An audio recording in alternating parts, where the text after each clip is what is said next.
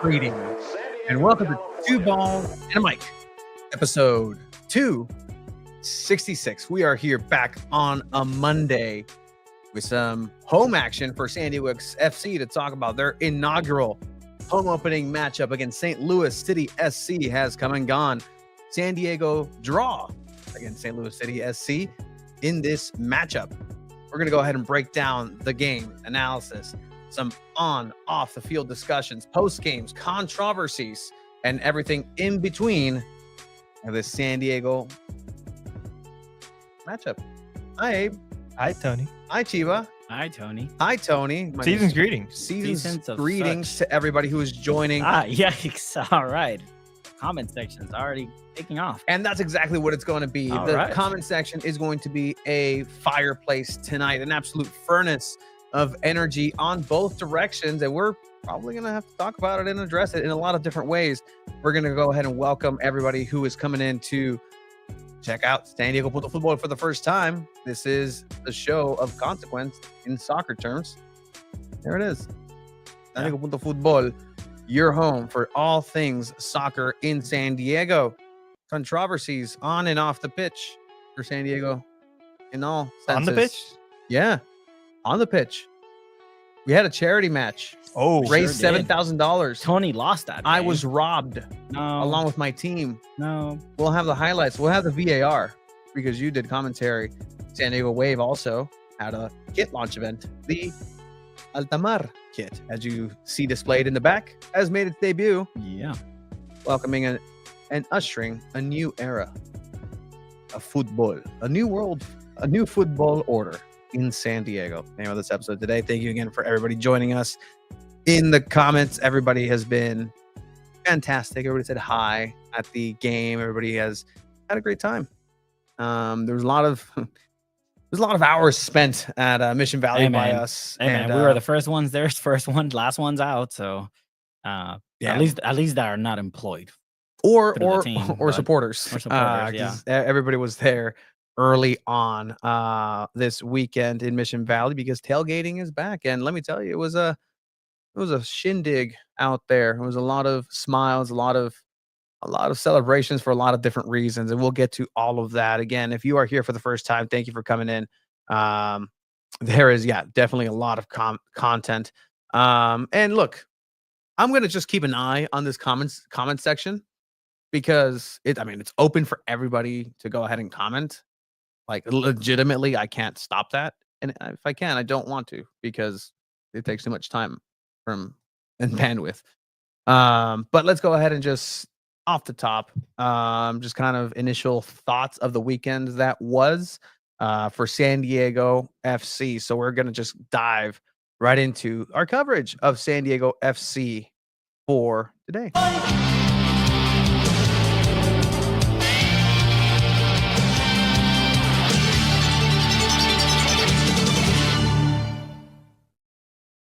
Chiva? Yes, sir. It was a long weekend. It was a very long weekend. Very long weekend. First of all, started Friday, but we're gonna talk about Saturday. San Diego tailgates are back, and there's tailgates at Wave games. Yeah, at least I don't love that marketing. Yeah, okay. That's what a lot of people were saying too. There's tailgates at any soccer event. There's tailgates happening around everywhere. You can tailgate whenever you want. You can tailgate in your backyard if you want to. Like, we actually sat on the tailgate of my truck and did a little bit of a video there. People like that video too. Yeah, it was really fun. And again, I just wanted to capture just kind of the essence of everybody who was actually there. People that we've been knowing and working with in the last 5 years. Just supporters, people we've met across the San Diego soccer verse, and just an amalgam of emotions. A hodgepodge of situations coming into this matchup. You like that? No? Hodgepodge? Yeah. It's used correctly. Don't. Yeah. No, yeah. It threw me off. Great. Now, if Chiva says that, if he says words, tier 2 words like that, I'd be concerned.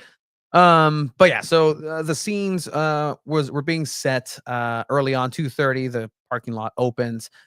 We make our way over there at the same similar time.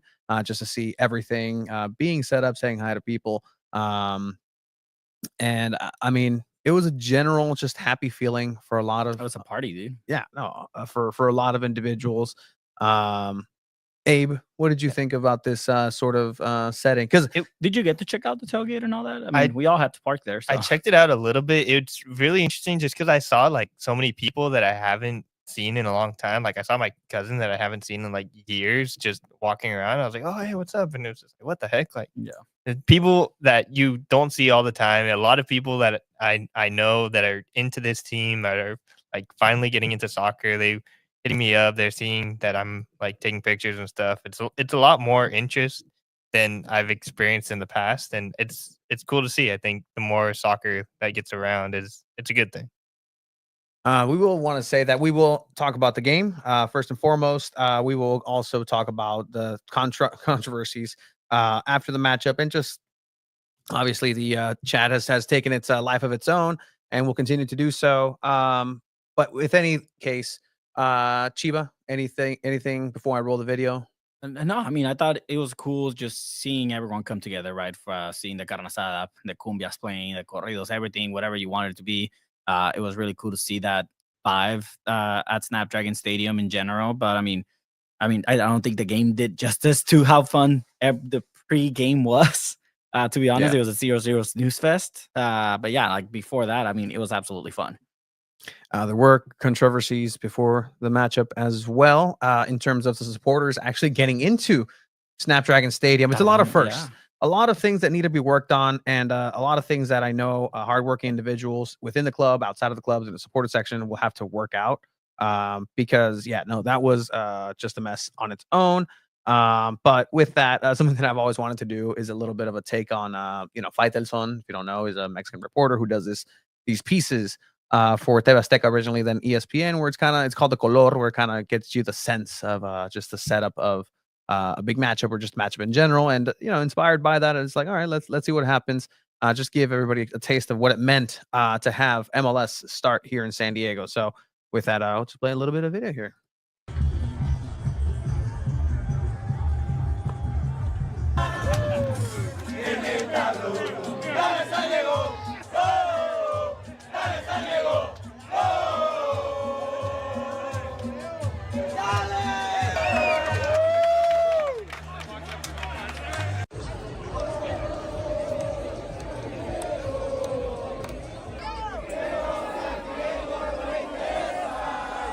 San Diego is a sports town. There's no question about that. San Diego has always been a soccer city. A city that's agonized over the years, yearning for a championship to call its own. Fires to Chargers jerseys to make their feelings known.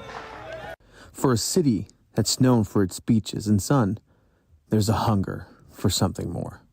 For something that goes deeper than the surf and sand. This city has been waiting for this moment to shine in the world of sports. And now, after years of navigating a labyrinth of catch-22s, Major League Soccer is finally here.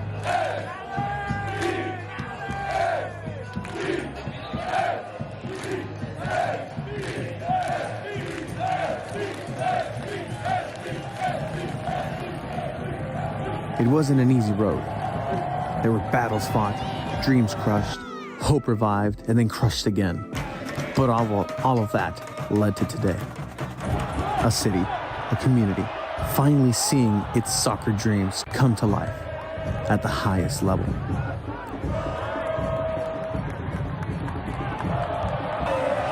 Here, they are once again to defend their name, to represent their home. Man, you open the gates of the San Diego Tailgaters, we're going to bring it, baby.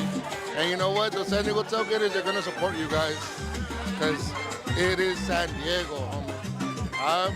I'm born and raised here. I've traveled all over the world, and there's no place like home. And San Diego FC is representing us, baby. We bleed azul and chrome. So we're going to bring it al 100. Que se pongan las pilas, pa. To San Diego FC, I just want to thank you for this joy that you've given me to be able to support my city on this scale on MLS. And I just hope the players can feel these colors, they can feel this city like we do. I hope you guys can show this passion out on the field today and for all the games to come. Let's fucking go, San Diego. And that is part of the video that we have. So there's more to that. We have Good more stuff on reactions. that, by the way. Hey, thank you. Inside baseball, inside my closet, where I was recording this with my head in between some heavy chamarras because I wasn't in this area. So I had my phone like this, just like narrating. I think it'd be funny to tell people like the loops we had to go through for you to be able to make this video. Yeah, an SD card was tossed and around. Late at night after the game, it was already, it's like 11:30 p.m. We're in the press box. Tony wants to do this video for a while. We're like, okay, take all this stuff. My laptop bag, I told him, you want to take my laptop? No, cool. Forget that there's an SD card there. Oh. Next morning, wake up to text messages. And I asked you. And I called Abe too, right after you dropped it off. And I told you, like, take the laptop back. We're not here to argue, but I can't upload it from my laptop because my computer is all messed up from my car accident because it took a tumble. And so I had to drive the SIM card to Abe. To me, yeah. Because I was going to upload it online. Which you did. Yeah, which I did. I uploaded it to Google Drive. It was like 9 gigabytes. It took a while, but it happened. Couldn't get downloaded because it was a large file. Yeah. And somebody has a phone. Tony kept saying, did he not say this at the night before? Oh, I'm going to do everything on my phone. Yeah, he's iPhone 16 on my is phone. so cool. The iPhone's amazing. Than any laptop. The iPhone 16. You said that. He's just flexing his brand new phone to us. Okay, guys. 16 Pro, 1, 16 2, Pro. and it was possible, like I said, within the hour Couldn't when download I that had file, though. because anyway. Anyways, he got it done. Props to you. That was a great video. Great video, guys. Go Thank check you out everyone for the support. the full thing if you guys would like. I took a lot of those videos too. I was on the field. Great Yeah, job taking photos. Yeah, I took some photos. One of his photos made Diario AS from Spain, España. You can say us. It's okay. Diario AS. Diario AS. But with any case, this is a giant day for San Diego soccer in general. Again, want to thank everybody who stopped by and said hello, said hi. Press box still undefeated, correct? And we'll get to the actual game for all 25 minutes of actual game that there was, because the rest was kind of But you know, again, we just thankful to San Diego FC communications team giving us some accoutrements. You didn't miss anything from the food. The food was absolute garbage because our chef was not there. Chefcito wasn't there. Disappointing. Yeah, very Food disappointing for media. In any case, not here for that. I'm driving up to Salt Lake. Oh, Seaway, I'm on my way. Are you? That'd be great. Let me know if you are, Poster Child. There was a game at hand that actually got played. We'll talk about all the surrounding pageantry around this game and before and after. But there was a game. It was a lot of new things too, right? Even before the game, like new PA announcer for this match. Not too sure what his name is, but I mean, get him the right pronunciations to the players' names, because it's Jeppe Sverskov, not Teversekov. That was Teversekov. That was rough. It's a first game. It's a first game. Sure It's everybody's people will be first better. game. It's okay, guys. That's okay. Literally what we tell the children at work. By the way, speaking of pronunciations, really quick, we actually got called out for our pronunciation of number 10. And there's Dreyer. Well, you said it wrong. Well, there you go. You said it wrong. Let's listen to him himself. I was saying this way, and then somebody tried to correct me. Like, oh, please, I am from wherever, and this is actually where is he? If you go to the right top. there. So it's Dreyer, right? No, go to the top. Oh, I'm sorry. You can scroll right there because it goes by number. Oh, it goes by number. Got it. Show more. All right. Here is the pronunciation of forward. I'm just gonna. ¿Dónde está, güey? ¿Dónde madre está? Okay, well, it got changed. So anyways, he said Honors Dreyer. That is how he pronounces his name. Honors Dreyer. So si es la You're getting secadora. confused? It's okay. We can Found move on. it. There we Ready? go. All right. Ready? Here's his name, guys. Honors Dreyer. Dreyer. Dreyer. It's the Dreyer. dr part. That So I si es keep la saying. secadora. Yeah. So And you don't pronounce the D. And Honors Dreyer. Yeah, it's not Dreyer. Anders Dreyer. Dreyer. Hannes Dreyer. It's the All Dreyer. right. But Um, anyways, to the game Didn't do itself, shit this game, by the way. So. he got double teamed at a Jeez. point during this game, which you don't usually see. Usually they're double teaming a player like Chucky Lozano on the left side. I mean, yeah. So, I mean, we can start out with the starting lineup, which was the same Yeah. starting lineup against the Galaxy match.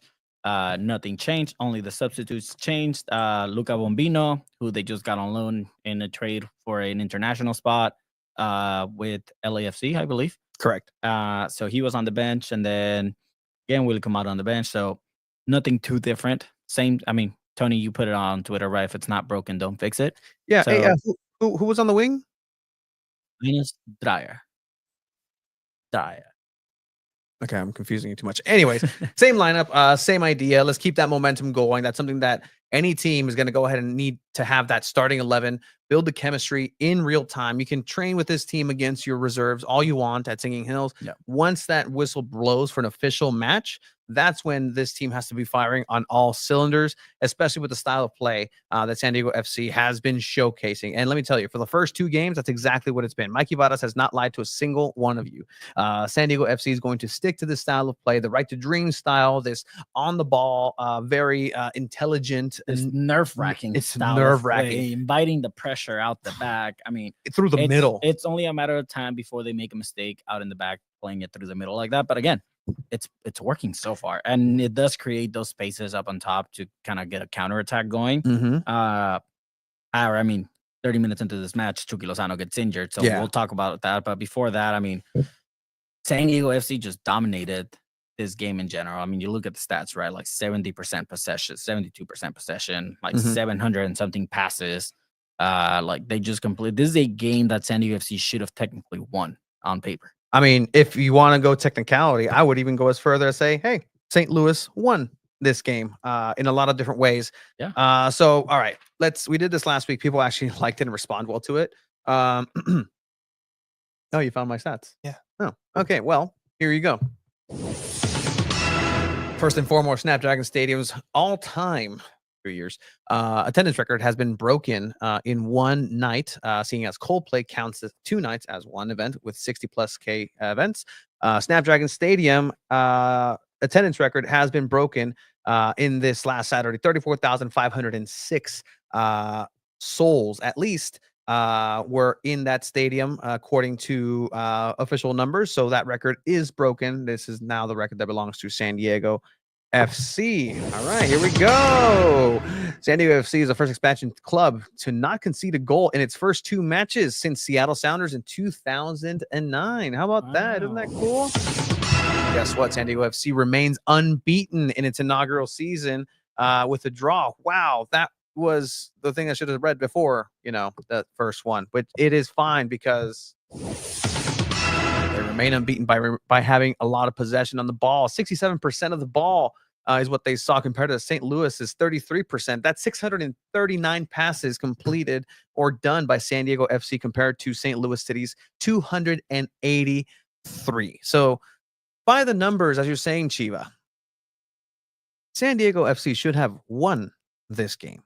Yeah. By 100%. every metric. 100%. I think the reason they didn't really was because Chucky Lozano got hurt 30 minutes into the match. Abe, you got a great picture of it. Chucky kind of grabbing his hammy. Grabbed the hamstring on the left side. Technically, lower body injury, according to Tyler Heaps. From what we know is that they're doing more tests today to find out exactly what it is, but it really just looked like a pulled hammy, which at his age, it could be a couple weeks, maybe a month out if they want to play like precautious. I mean, we see what they're doing with Andres Reyes.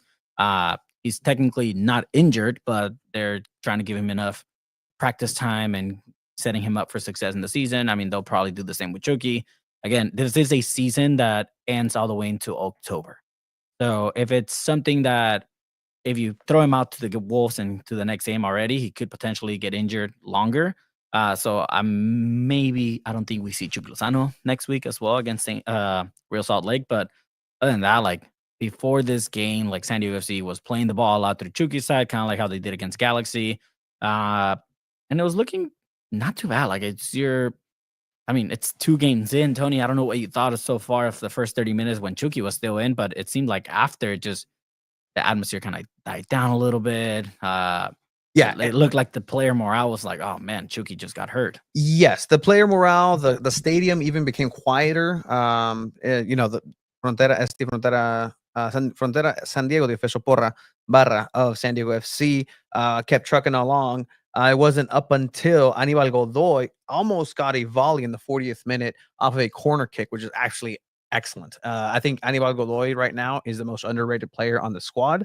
A lot of people across MLS, and I've been on a couple of podcasts, and have asked me like, "Hey, who do you think is kind of an unspoken hero?" And that's Anibal Godoy. Yeah. A lot of people thought he was going to be a rotation player, just that experience. You're going to bring him on in the later 70th, 75th minute to lock down games.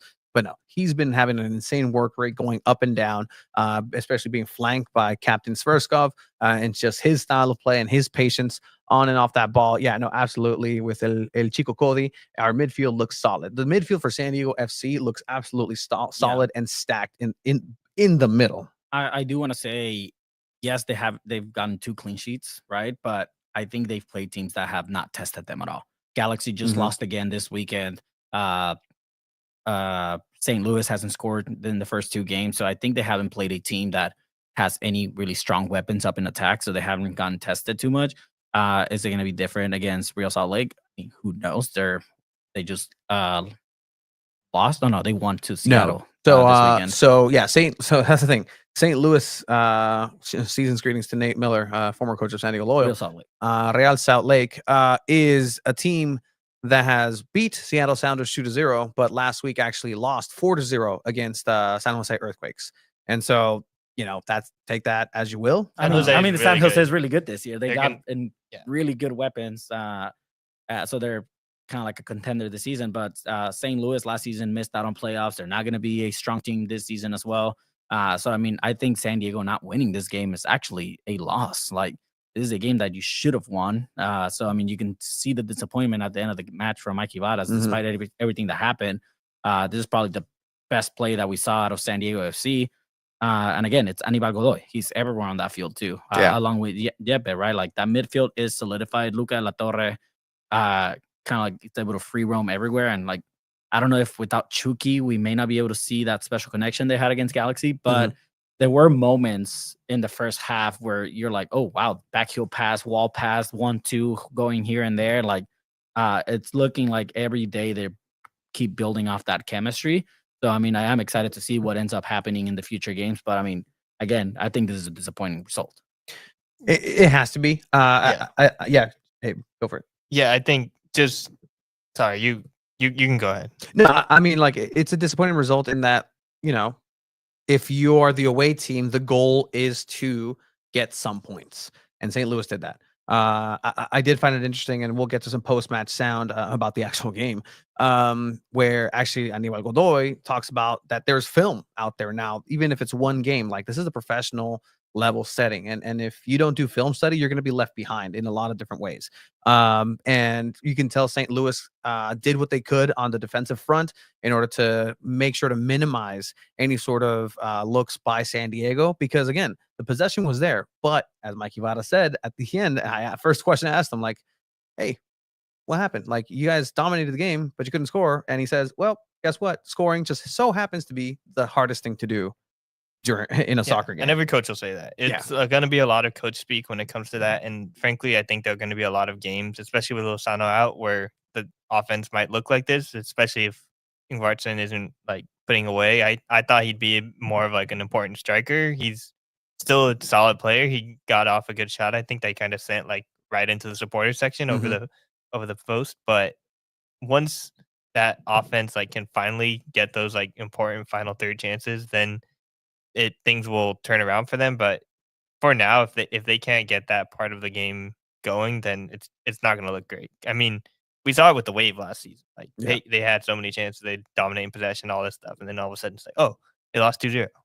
And I mean, I did think it was interesting when Chucky got hurt, right? He came off, he went to the locker room. It looked like it was going to be Alex Maiden that was going to come on at first. And then they made that switch and said, no, we're going to put in Emma Boateng. So yes, he played us back. I don't think he made a big impact on the field. I don't know if he potentially will in the future. Mhm. I probably would have loved to see a different player playing that position, maybe or coming on. Maybe Alex Maiden. We really haven't gotten to see much of him in MLS. So I do wish we can see him. We got to see a little bit of him at the Coachella Invitational. And he's fast. Yeah. He can take on players, but But it'll be interesting to see if he does get minutes. But here's the eventually. thing: you need that veteran presence in Boateng. Boateng making his debut in this matchup because again, you need somebody who understands the long term effect of losing a player in that position. Boateng doesn't necessarily need to be the creator; he just needs to stop or make sure that there is no sort of bleeding in this. Because again, you need this model to have every single player in the exact place at every moment. If you have one player be a little bit lazy on one play, that's when they're going to start counterattacking on you, and you're going to go ahead and concede a goal. That's the danger of playing such a style as San Diego is. And to counter that, St. Louis just put all of their players and attention towards Anders Dreyer on the other side, Exactly. which is probably will happen if you're losing one of your stars. Like it's a thing that they say in the MLS, just like if your DPs aren't going, then things aren't going to be great. And if you lose one of your DPs, especially so early on in the game, it's not going to look like a good game. But then you throw in Boateng, a player that a lot of maybe these other players already know how he plays. Why not throw in maybe Alex Maiten, a player that nobody knows how he plays and could have maybe surprised these players? And yes, they would put all their attention on Dreyer, right? But then you have Alex Maiten coming in over here with the quickness, the speed, he can shoot. But that's a burst thing. That's a burst thing. You need. It's a long game. Like maybe if it was in the second half, I can see that. But because there is such a defensive effort that needs to happen as well, because Boateng can play a center defensive mid, kind of floating in that same area. And again, you need somebody that can help the pace and the tempo of the style of play. And that's Boateng. He's a right to dream graduate. He knows what he's supposed to do. Though. I don't think he hurt. And I think that if Alex Maiten would have been there, he's more prone to mistakes and to be able to hurt. Again, we're never going to know at this point. But at the end of the day, you lose Chucky Lozano, you don't score, but you don't concede. That's literally it made it look like they're in the business of not losing the game instead of winning it. If that makes any sense. Is that a bad thing when you lose your number one star though? I mean, I would still hope you try to win every single game, regardless. So you're saying that they didn't try, like the other players didn't try. I mean, I think you would have had a better chance with another player other than Boateng. I think they still were, because they were so dominant in possession, and I wouldn't say like they weren't trying to win. Like it wasn't like they were parking the bus or okay with the draw. They were still pushing and pressing the whole entire game. Like it felt like eventually something might come, but like I don't think it's fair to say that they weren't like trying.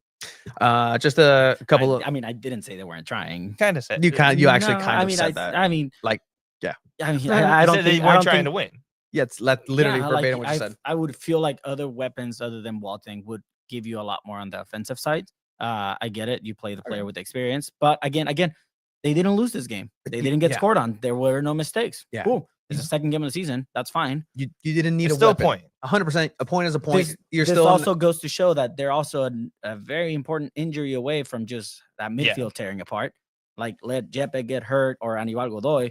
Who's going to step up now? Who are going to put that has that experience? Those players get injured, and then your season's gone. As a truth teller as you're being right now, if you're in the comment section or here, get them. No, I agree. It's 100% true. Chucky got hurt, and then the whole momentum died down. Any, the stadium live, like it sucked their soul out of the stadium. Any team, any expansion team has a problem with depth. Depth comes with time and years, I think. And if you're losing a player like Chucky Lozano or a player in the midfield like Chiva says, I think this team won't look great. There'll be a lot of. And by the way, Chucky's the player that put all those seats.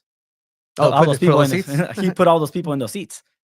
Like it really is. Like Chucky broke that record. Like he brought those fans in. So hopefully. You mean the house that Alex Morgan built? All right, we're not going to get into that. She was in the building too. She was, along with El Vasco Aguirre. He probably left after head coach for the Mexican national team. That has to be. Any updates? We do know that today, actually, per sources, and obviously, just that's kind of what they let us know.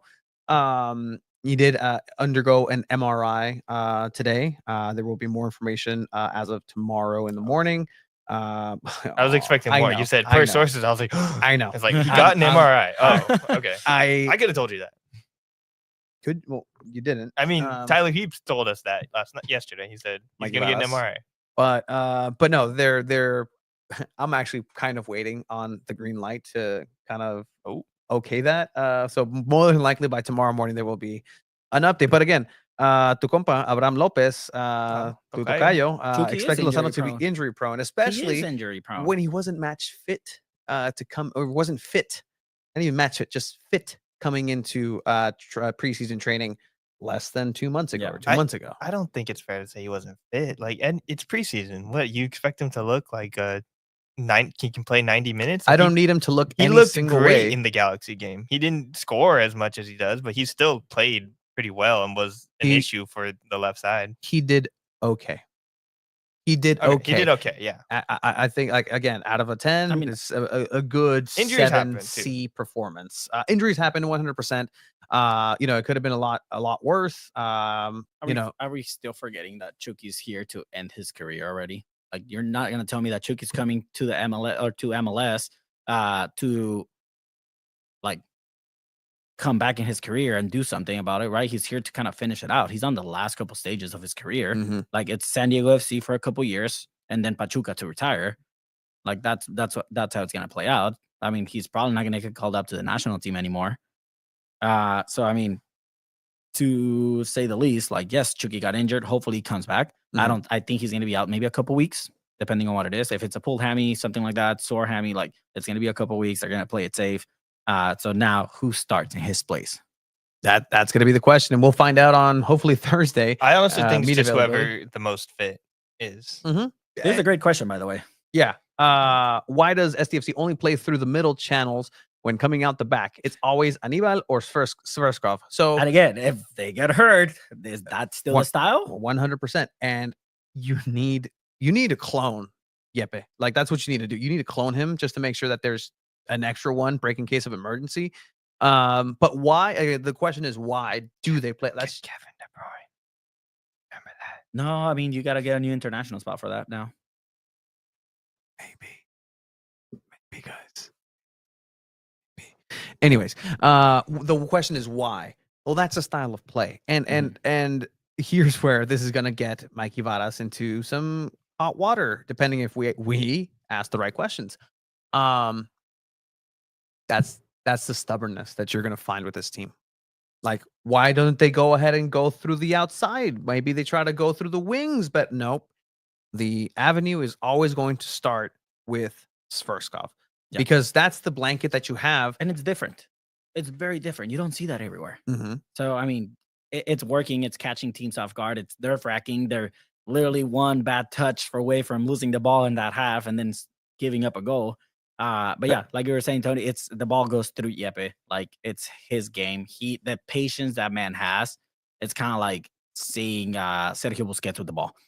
Like, he waits till the opponents get there. He passes it back, or he knows where to turn. Like that's kind of what it reminds me of a little bit. I am curious to see if when Manu Dua's fit, if he'll get some minutes, because that's kind of like his play style as well. He's patient with the ball in that position. So I am excited to see if when he's healthy, he comes back and gets some minutes as well. But again, like, Yepe is the guy. Yeah, and Anibal Godoy. One of my favorite pieces that you actually shot, Abe, was this moment where Yepe, like, Stole the ball, just takes control of possession.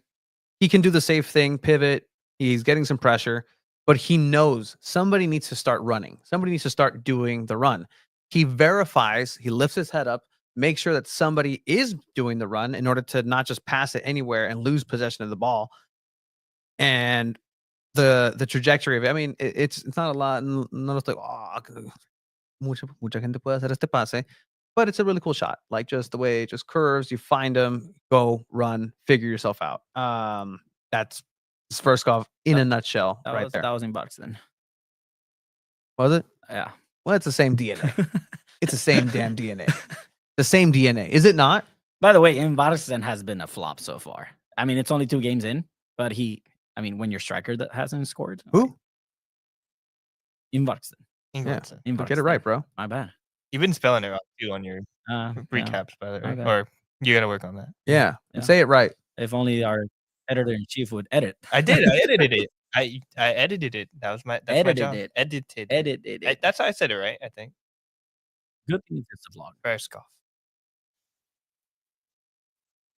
Oh, it's not the Versa Cup? No, I And don't it's think so. Kumayai, not Kumayai. Oh, yeah. That's Yes. he said that wrong too. Hey, But hey, I mean, hey, everyone has a first game. Other than that, guys, like this game was a snooze fest.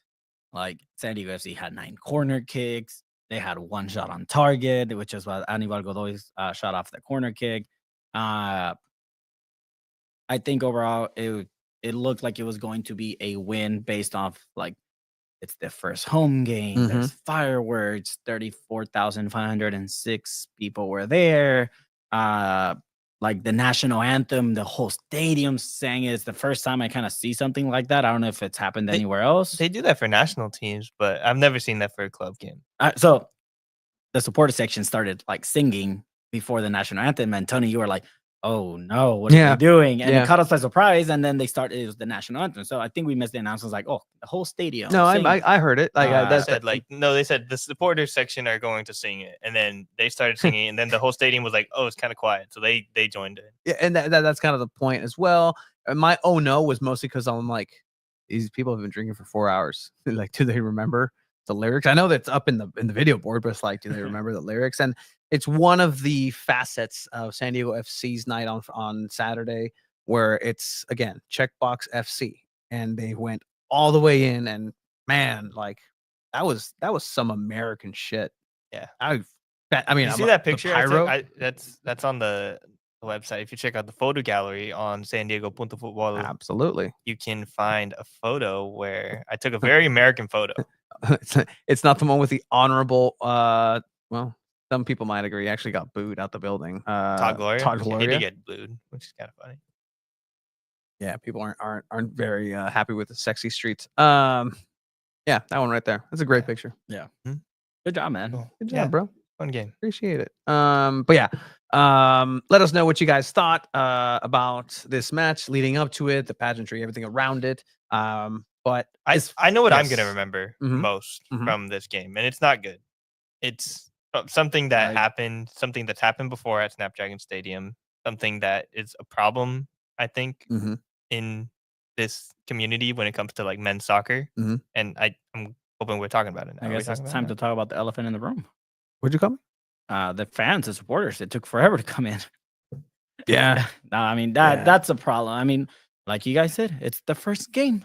Yeah. Things are gonna happen. You would think by the first professional top tier soccer league in Mhm. America, you would have everything figured out for your first time.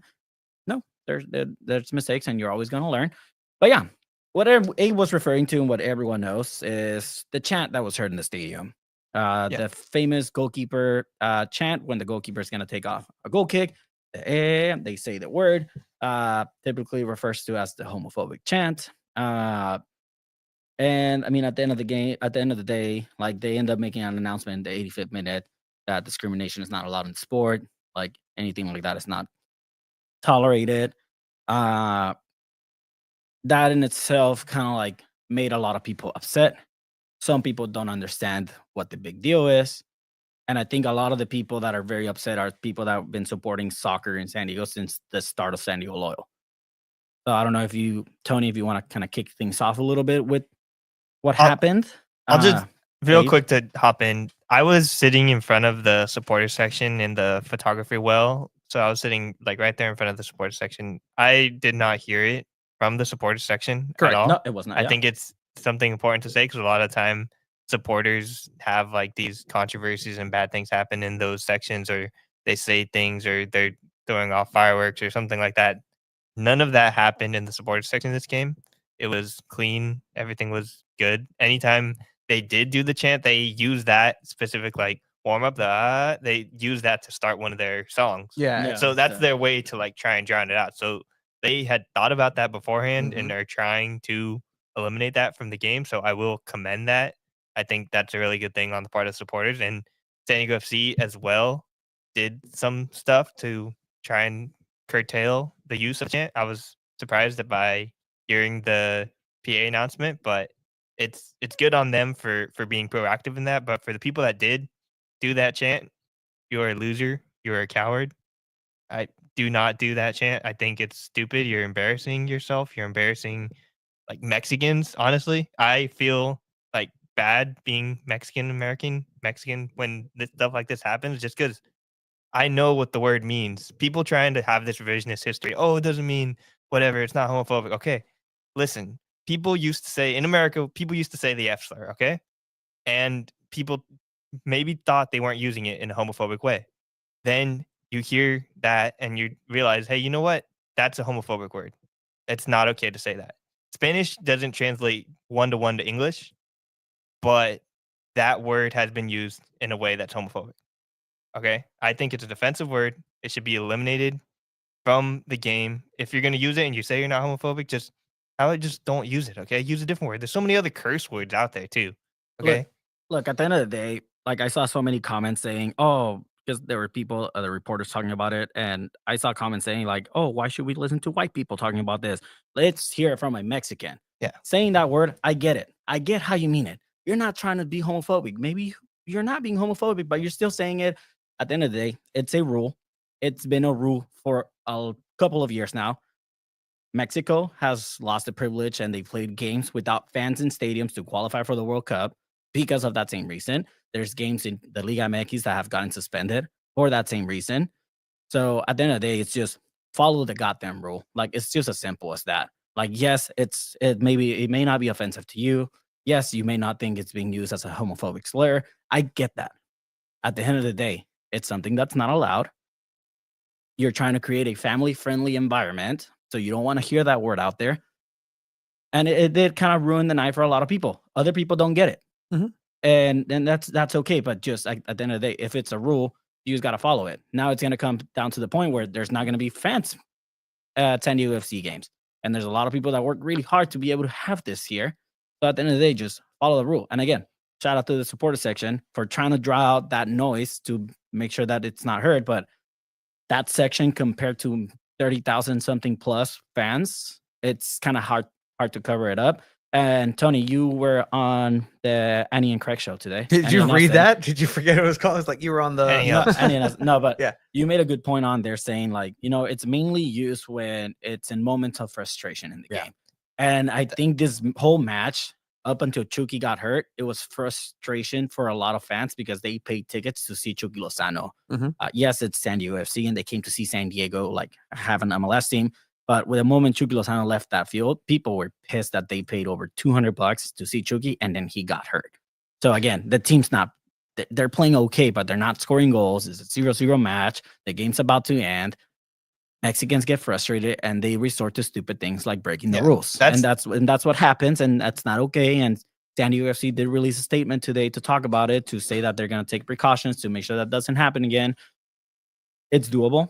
I read that LAFC had the same issue when they first started 5 years ago, Mhm. and they were able to kind of stop that from happening. So we'll see if it continues. I don't know, Tony, if you want to add anything else to it, but at the end of the day, it's just a rule. Like, just don't say it. I get it. You're not trying to be homophobic about it. I understand that. But if it's a rule, just follow it. And Yeah. sorry, real quick. No, go for Just I think it is used when when they're losing or it's a bad game. It was used when Mexico was playing, was it USA, or I forget who they were playing here at Snapdragon a few years ago. It was part of the Mex Tour thing. I think, was it Jamaica? Or, they were playing somebody here anyways, and they didn't use it until the end of the game. Mexico was winning. They ended up coming back and equalizing, but they ruined a perfectly good game just by doing that. The game had to be suspended early because of that. And for that to have to be the story is like embarrassing for like San Diego, I think. And it's horrible. All right. I approach this venture with a pragmatic compassion. Mr. Pragmatic, yeah. Yes. And compassion. Yeah. Just I see this with compassion. I see this in every type of lens possible to try to understand a headspace of somebody. I'm not going to agree with somebody every single time, and that's fine, because if I did, that'd almost be an issue onto its own.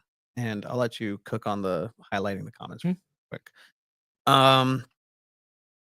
But when and this isn't necessarily putting anything and blaming anybody outside of the people who actually said the chant, but this is something where if you go ahead and lean into something, check the box of every possible thing, and turn the dial up to 1,000, and try to go ahead and be everybody's friend, and let's invite everything and really be about literally everything. I'm talking about being all America. Hey, you got your all American moment. Jocko's in the stands. He's gonna love that. You're gonna have your moments where Manny comes out. Your San Diego Padre fans are gonna go ahead and lose their mind. Awesome. You're gonna go ahead and have the people who are there for Chucky Lozano. Fantastic. They're there. They're there for MLS. Great. They're there for San Diego. Awesome. Like everybody's there for the max reason, and it's turned up and dialed to 100, 1,000, whatever.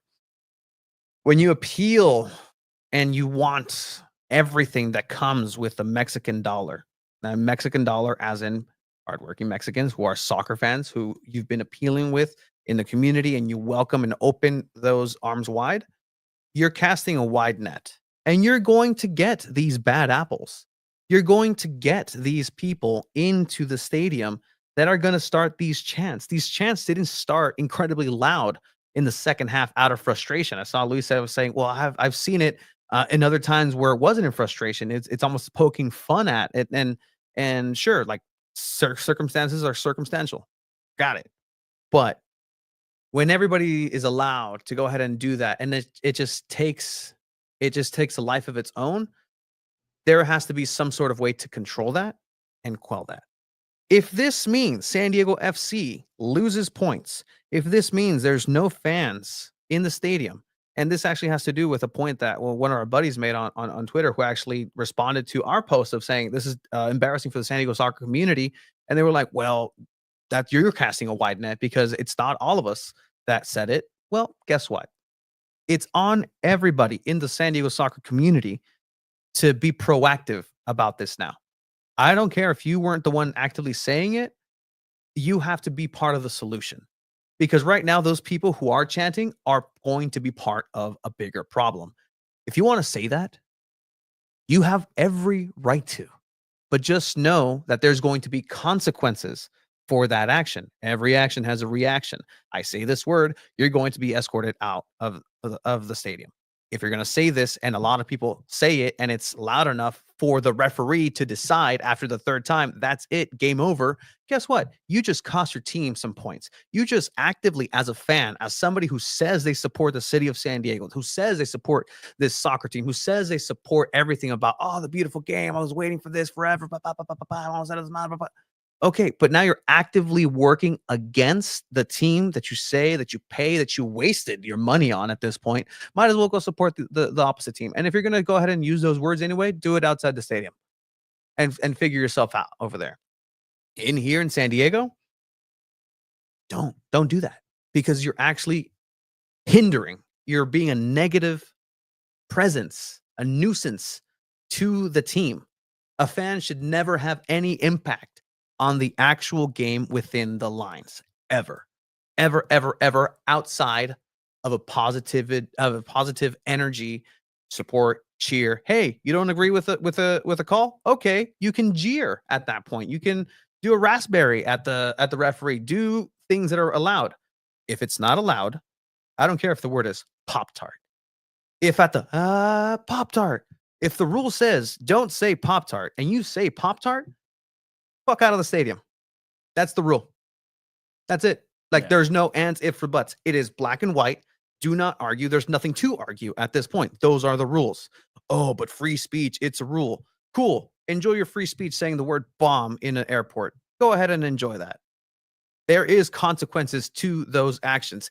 In this ticket, they don't have to have a reason to kick you out. They can just kick you out for every and any reason that they deem enough. Yeah. I saw somebody be questioned a couple of months ago in that same stadium for wearing a Palestinian national team jersey and potentially be threatened to be kicked out for such a thing. So if you're defending free speech there, I better hope that you're defending that, because that's exactly the same thing. It's even less. You're just wearing a piece of cloth that, was probably made in China anyways. That was embarrassing by Snapchat. Oh, 100%. And so you get every single part of the spectrum checked And now you have this ugly, just tainted day where it should have been 100% celebration. Kudos to San Diego FC. Kudos to Mikey Varas. We'll talk about his post-match here in a bit. For coming out and immediately denouncing this. Talk about the LAFC thing. LAFC had this issue in their stadium as well. Tom Penn's led LAFC. They had this issue. And they're doing the same model of contingency. First thing that they did when LAFC had this happen, they threw out the coach, have him make a statement immediately. Check. Next, they aligned with a supporter group. Supporter group released a statement. Check. Now you're going to go ahead and start see campaigns, videos, probably messaging from the teams, from players, asking, hey guys, don't affect what we do here. Please don't. I don't care what, like, don't say the word, like, just because then my livelihood gets affected. That's a reality. A livelihood of a player can be affected by a negative result if the crowd deems that, you know what, I'm just going to go ahead and do this. Cool. Referee should have recognized the chant in the first half. Did not. They got off easy. Second half, it just kept going and going and going and going. I'm somebody who understands the heft of that word, but I also understand the versatility of that word, because I can use that same word to mean the translation of, oh, that damn ball. If it's in the masculine sense in Spanish. Again, if you want to get into etymology of words, let's go. I can keep up here, but I'll take a pause here. It's tough just because Spanish and English, it's so very different languages. Nothing goes one to one. It's tough in that way, but it's like, I think Brandon's been in the chat, and he makes a really good point. This is like a big deal. This was a moment, an event that people were waiting for their whole lives. They've been wanting MLS for a long time. And for this to be like the one main thing that people are going to take away from this is sad. It's disappointing. You're allowed to feel embarrassed and upset because this is not, I don't think, what San Diego is. I think San Diego is a diverse place that is generally doesn't do discriminatory things like this. That happens in all parts of life and all different facets that can happen to anyone. But when things like this happen, I think people just need to learn and be better, because over the years, I've seen people learn and be better. I think it's fair for all of us to say we might have like partaken in that chant at some point when you're going to a Mexico game. And then we've all learned and realized, like, hey, that is not okay. Like, I don't know about you guys, but I think I've learned a lot in sports and other parts of my life. It's fair to say, like, yes, I've said some words, I've said some things, and realized, like, it's not okay to say that. Yeah. And now that people can learn and in the future denounce it.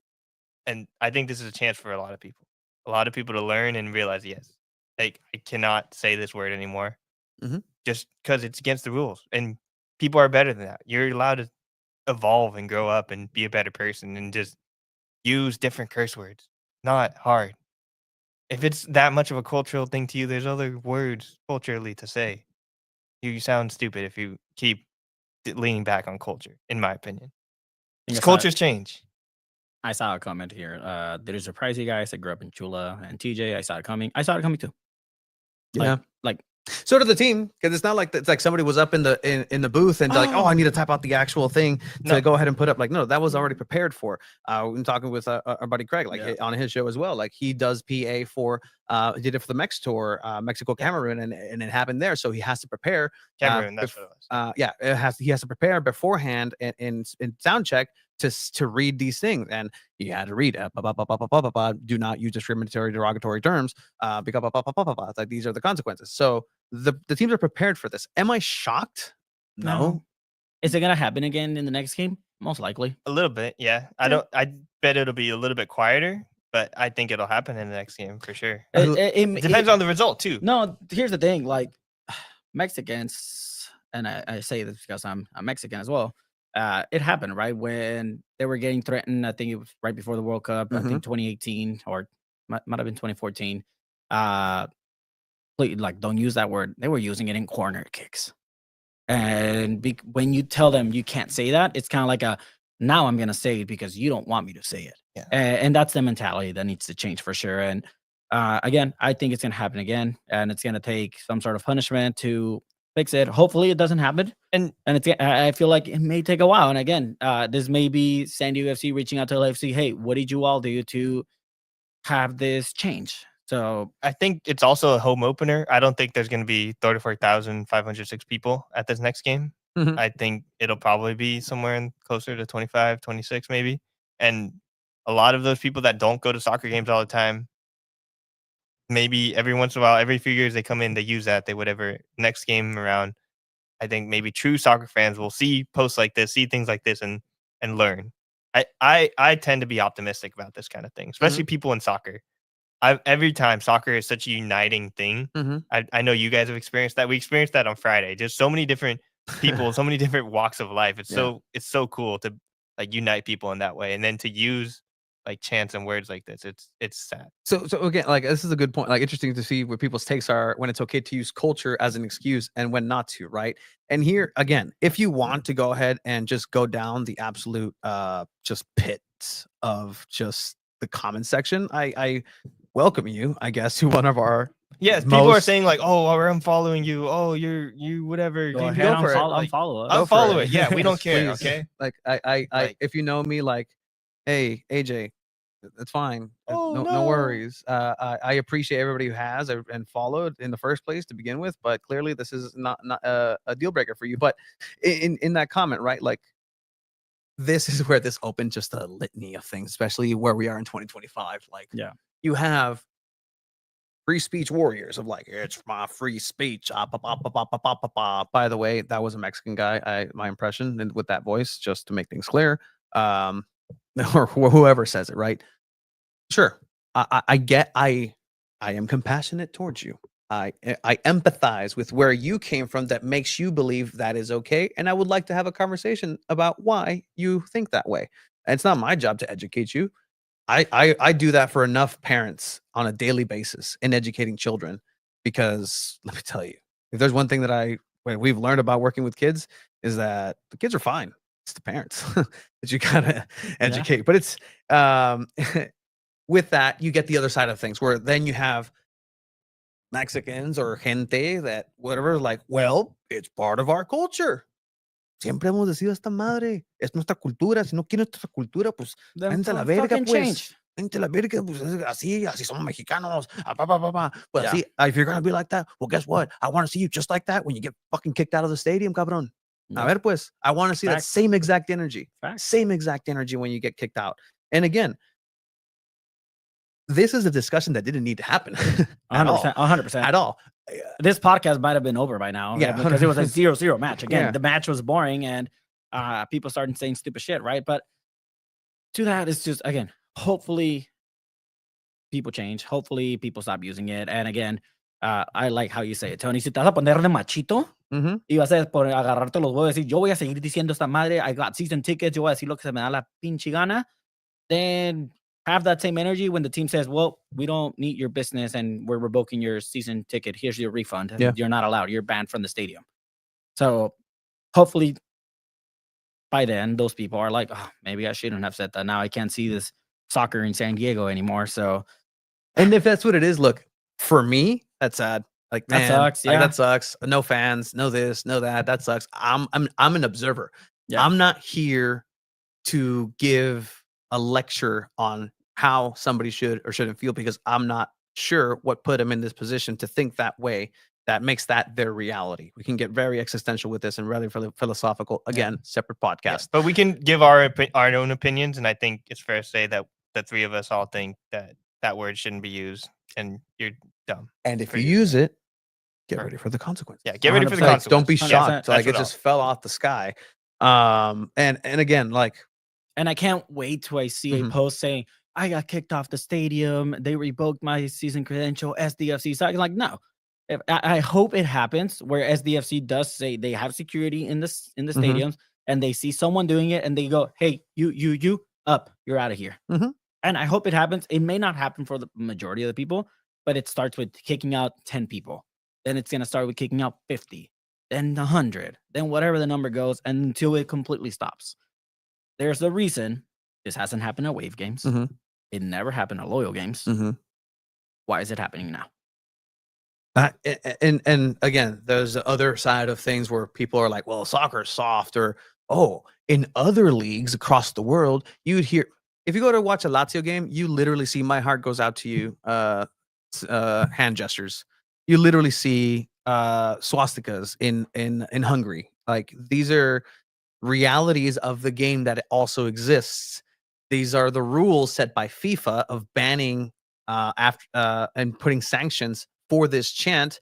But it's the same organization that allows a team from Hungary to be associated with their tournaments and be okay with it when it's convenient. I do see a comment here from Luis saying like that chant from the supporters group that starts like that, and then they say something else. I think maybe changing that chant a bit, because I think people see that and you naturally think, oh, everyone's gonna say that. So maybe that chant can be altered a little bit. I don't know. Yeah, maybe, but I think it worked in the supporter section at least. Like they weren't chanting that in the supporter section. I think a lot of the people in the Yes, supporter, section knows understood better. they know better. They understand the gravity of like saying things like that, and like people all have their opinions. A lot of people still don't think it's homophobic, and then you know what? If you think that, fine, whatever. If you're on Instagram and you're leaving comments, Yeah. I will tell you that this software doesn't necessarily marry the comment section with everybody else. So join us on YouTube, and if you can't, that's absolutely a-okay. Let's get through these so far on Instagram. We want to make sure that that they get seen as well. Brandillionaire, we're gonna hear it again. Lots of stubborn people, of 100%. Yeah, I heard it clear in section 104. Yeah, and a thing that I told you guys before we started rolling, like, that happened in the post-match press conference. Like, again, why this is even a discussion point is sucks. But it is what it is. Like, whatever. Came up to me and was like, "Hey, Tony, I couldn't help but notice when you were asking, and you and Chiva were asking questions, and Abe, you guys said a word with 4 letters or 5." I'm like, "What? What do you mean?" Like, "Yeah, like you guys say, but like from San Diego and then word football. Like, is that like?" He was very confused. And I'm like, no, like there's an N in between San Diego punto football. yeah. Dot, Different words. period. So some I can clarification see there. for someone that doesn't speak Spanish, like being like, "Oh wait, what? That's confusing." And But it yeah, sucks that like there's so many people that had like no idea what this like even means. Like so many people that don't speak Spanish, or I even had like my little cousin. I was talking about it the next day, and I was saying like, oh yeah, they had to like there was the thing with the chant, and she's Mexican, and she's just like, what are you talking about? Like I don't. She doesn't speak Spanish. She's one of those kids though, but. So we'll work on her. She'll speak Spanish. And I but really, yeah. it sucks that so many people have to learn about this and learn that like, oh, this is part of your culture. Like, does homophobia have to be part of your culture? I don't think homophobia has to be part of like it's in a lot of Mexican things. I know that, but like I know that I'm trying to be better in my family, in my groups that I surround myself with, that we as Mexicans can be better. And it's just dumb. Julissa in the Instagram, appreciate it. With more people were listening to this, the conversation will be posted afterwards. Yeah, 100%. We'll clip it out. We can Clip it out. Something Yeah. about the football will be out there. Please keep the conversation rolling. There was a comment as well that was saying like, "Hey, like this is going to be a slow burn. Like people are still going to say it." ¿Dónde está? Yeah, the owner paid $500 million to bring soccer, which, by the way,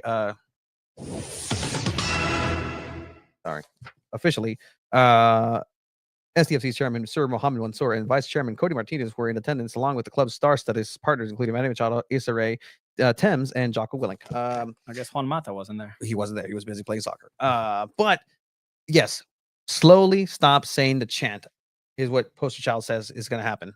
Okay, maybe. The pace is up to San Diego FC to make sure that those people are kicked out. Is going to be up to what the response is if it doesn't stop and actual consequences start happening and the team gets sanctioned, fined, and they have to play in front of an empty stadium. So the pace is going to be decided now by the San Diego soccer community. That is including the team, supporter section. I understand it wasn't you guys. 100% wasn't. I was there. Vetted. Click, click, click. Got it. but everybody else that is in the stadium to really do that. And the education part is, again, we can say what we feel. We can say how we're wrong, right, whatever we feel. Is it our job to educate? No, more like prescribe. It's like a doctor.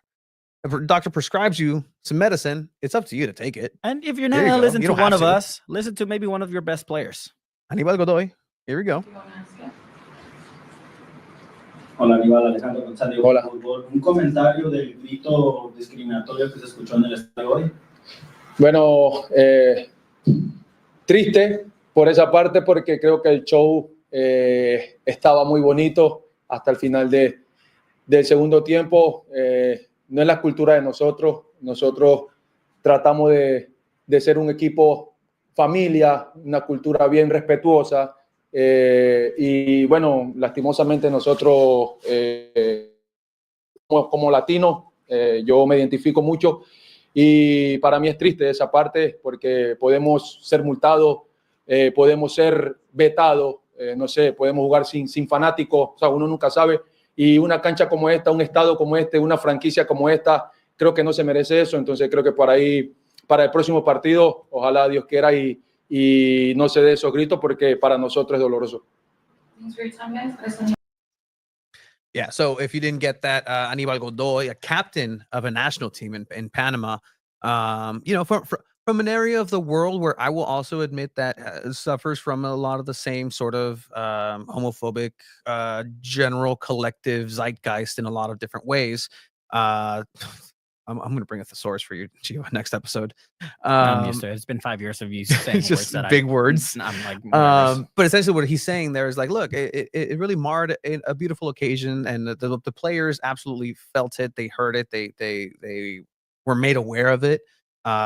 Again, because it's something that happened within the game. And if that's in the minds of the players, guess what? They're not focused on, even for a second, is the actual game. And that's when you could potentially start losing games. And but these players are soft at this and this and this.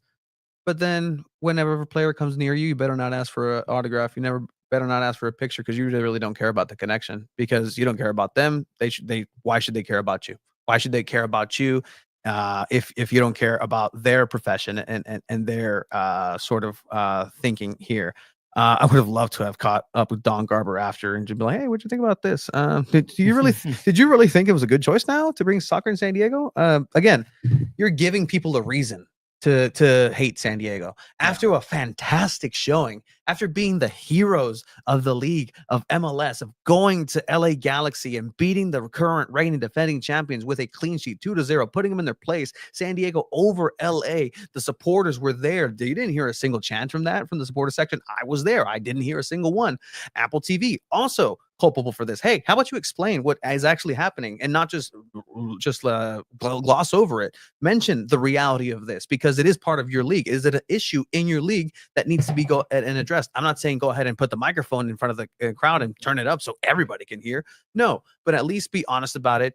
Abe is just out of this episode because he cannot take this insufferability anymore. I'm kidding.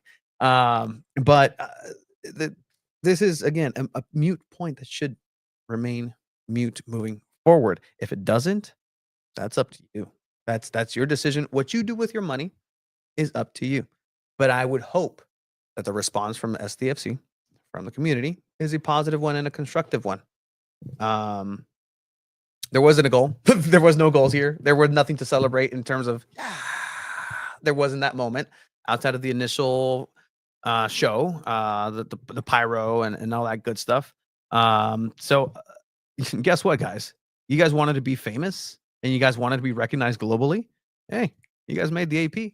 You guys made all of these fantastic news outlets, but for the wrong reasons on your first home game. And all in all, I mean, is there anything really? I mean, we can stay here for 2 more hours, discuss what we feel, and go back and forth. And if you like, we can go ahead and do that. But there is other things to kind of that we also need to catch up on. Before we move on, yes, sir. So we do have a ongoing bet with match predictions. Okay, so we're moving. All right, hold on. You can't transition. We are moving please. on. Let's we are transition transitioning out of this topic, if you have more to say on it, you can call the voice line. We have a voicemail line. Absolutely. And let me, because of that, there were so many other things that were kind of around the sphere. And, one of these things that we want to go ahead and have is have a discussion with the people here and have their voices heard. So we do have a voicemail set up. So if you want to go ahead and call into the show at any point, it could be in between. It could be in between games. It could be at the game, after the game. I'll just go ahead and put the number right here. You can call it the hotline. I'm not going to even put a name on it. 619-752-4753. You can go ahead and leave a voicemail there. Essentially, I would love for this to be a post-match reaction thing. If you're absolutely sauced and upset that San Diego FC tied against St. Louis City SC 0-0, then let us know, or any sort of other opinions that you may have. Does not guarantee that you'll make the show, but that's a cool little outlet that we have. Go ahead and leave a voicemail, and we're actually going to start some activations that way. Start giving some swag, hopefully some jerseys through San Diego Futbol's hotline, the 2 balls at a mic hotline. It's going to be hot and popping. Yes. Anything else? Headline 3-0. I think that's pretty much it. And I mean, again, if you have any comments, again, call that hotline. Call the hotline or just comment on our voicemail. YouTube, comment on our social medias. Follow. Look, again, like people who have been following us know that our goal. Sorry, maybe our goal is to make the World Cup. We need to stick to soccer. We need to stick to the game. X's and O's. Let's talk tactics. At the end of the game, we were talking with Mikey Vada. We were talking to the players.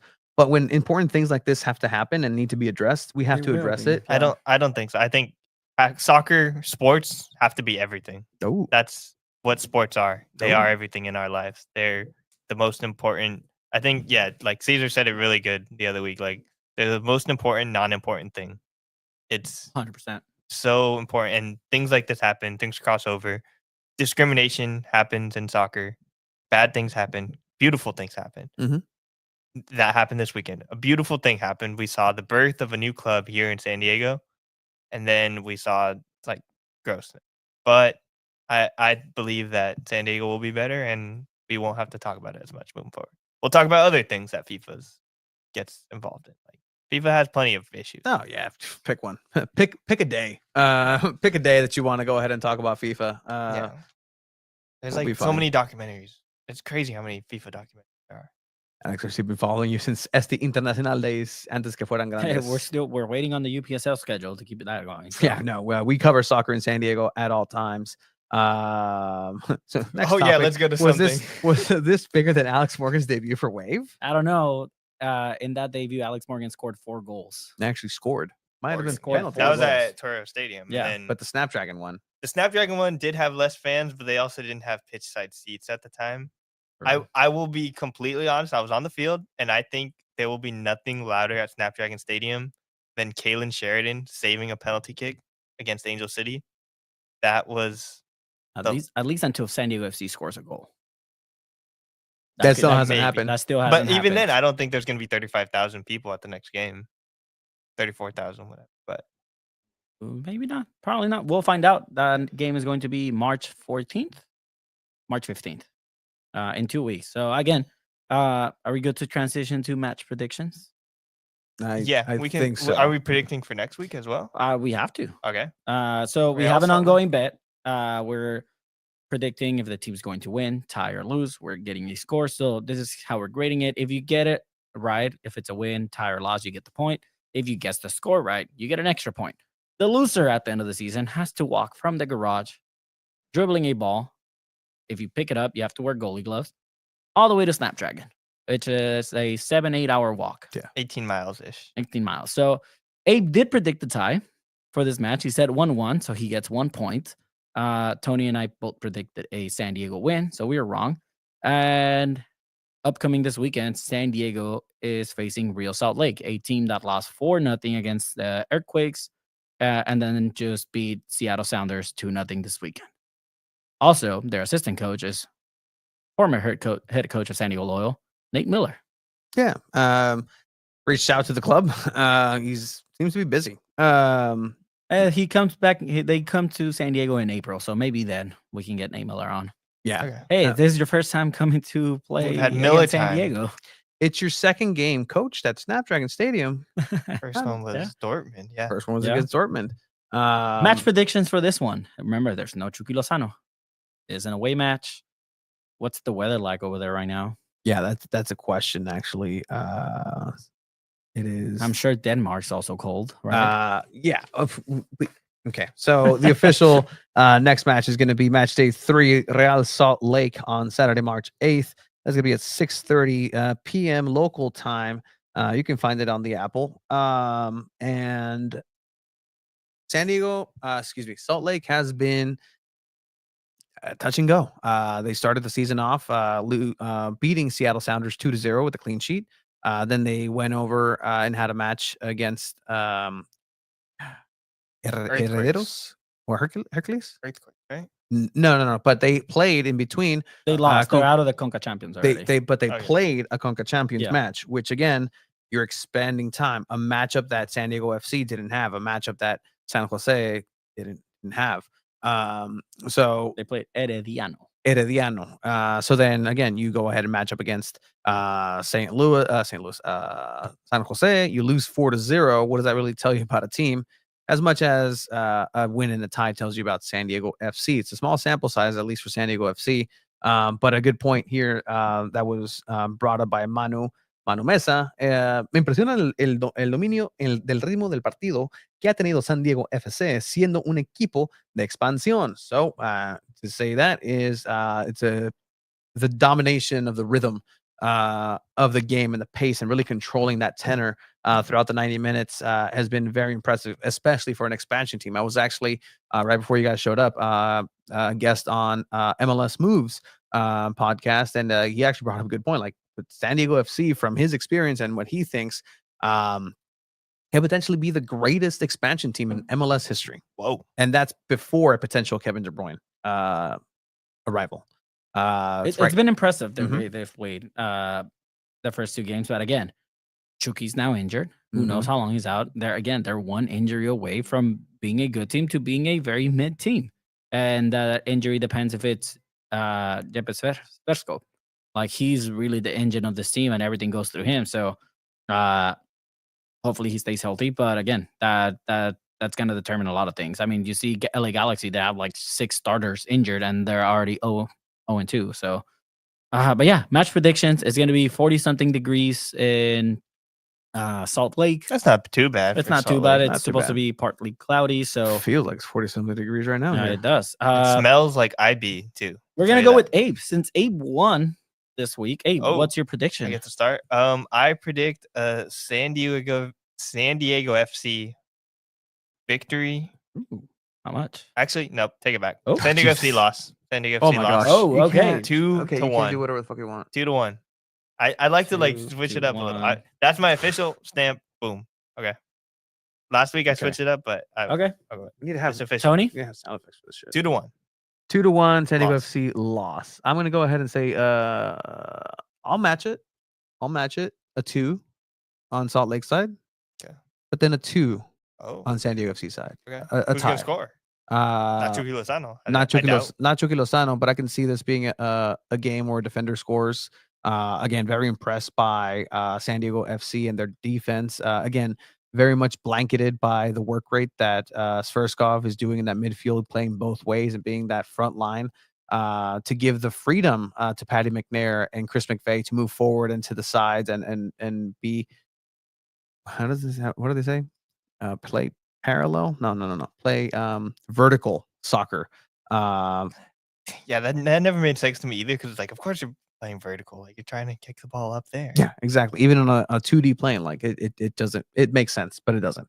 I think a 2-2 tie with a defender scoring a goal. I'll go ahead and give that to Patty McNair, probably on a set piece, and then we'll give the other goal to let's have Marcus Invarson open up his scoring account. Okay.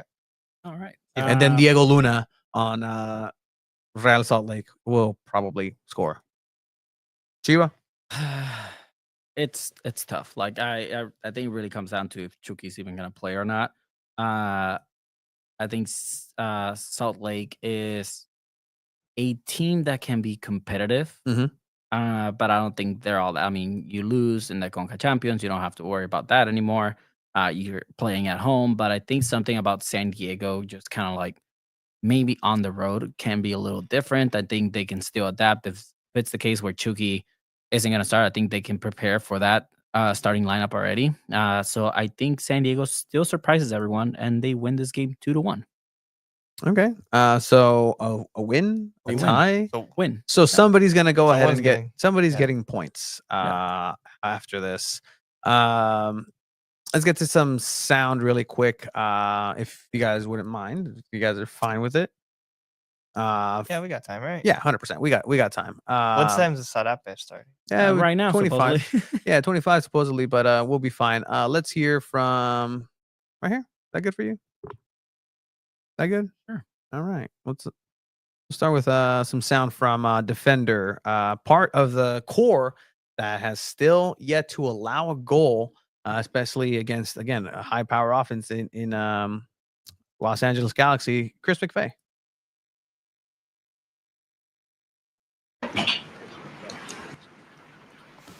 Chris, can you take us through the game and just kind of what the difficulties was in breaking through on that transition from the defensive that you were successful against Galaxy? Yeah, I mean, I thought all in all it was a good game from us. Obviously, we wanted more points, but clean sheet from the back. We stopped them from really being dangerous at all. I felt like, and obviously we got to keep working on trying to break them down. We have a few chances, a couple on the set pieces that are very close as well, and when we threaten in behind, we have a couple I'm thinking about in the end where we maybe need one more in the box to fill it in, and then maybe we can punish them a little bit more. But all in all, a good game from us. What do you feel like makes this defense so good? It's a team thing. Often people say, "Oh, the back line here and back line there," but it's a whole team thing. We start high. We put the pressure on from the beginning, and everyone up top is putting in the work as well. And I think it's just, the system is working good for us. We have a good understanding of each other where we're at the pitch. We're always trying to, push the line up and make it harder for the opponents. So yeah, I've been really happy with where we're at. Hey, Chris, this season, obviously, a lot of things are going to be about your first time playing. How does it feel just to kind of get that through the first game? You guys get the first win in LA. You finally get the first home game out of the way. Obviously, you wanted to get a win, but just pressure emotionally, how does it feel to kind of get that stress off your shoulders? No, I mean, it feels amazing. The atmosphere out here was great. Be in front of all the fans, and you can kind of tell how happy everyone is that we have a team here, and to be a part of that is amazing.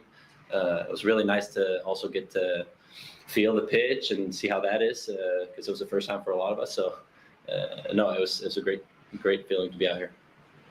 Any others? One last one here.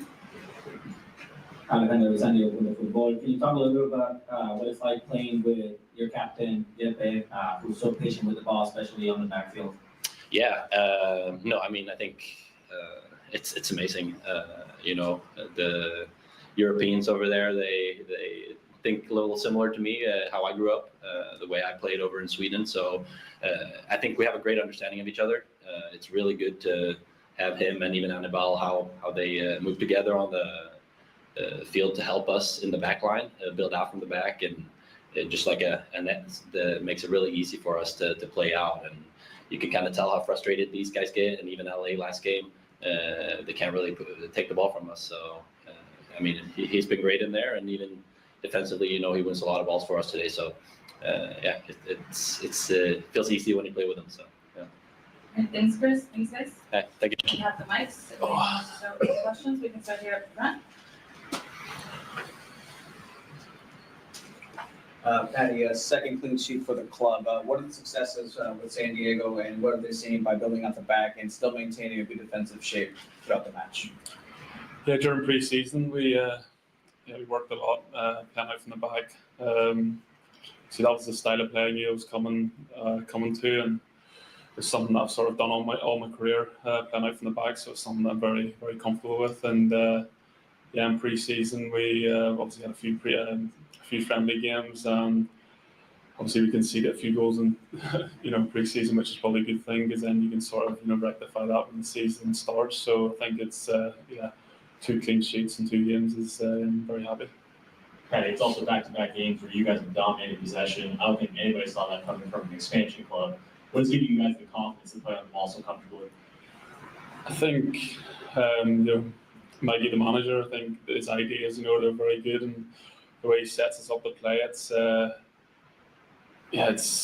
feel like we're all sort of on the same wavelength, and obviously the players the club signed, everyone's very comfortable on the ball, so I think it's natural to everyone. So I think it just flows. We'll go back here since you have a microphone. Patty, how happy are you with the form of the defense right now, and how much better do you feel like you all can be?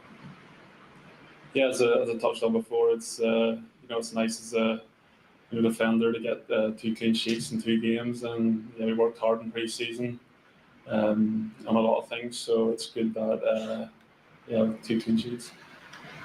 Thanks, Eddie. Scott from South America. I imagine this is the first time you've played a first home game for a franchise in its history. Just the occasion, the atmosphere, the fans. What do you take away from this night?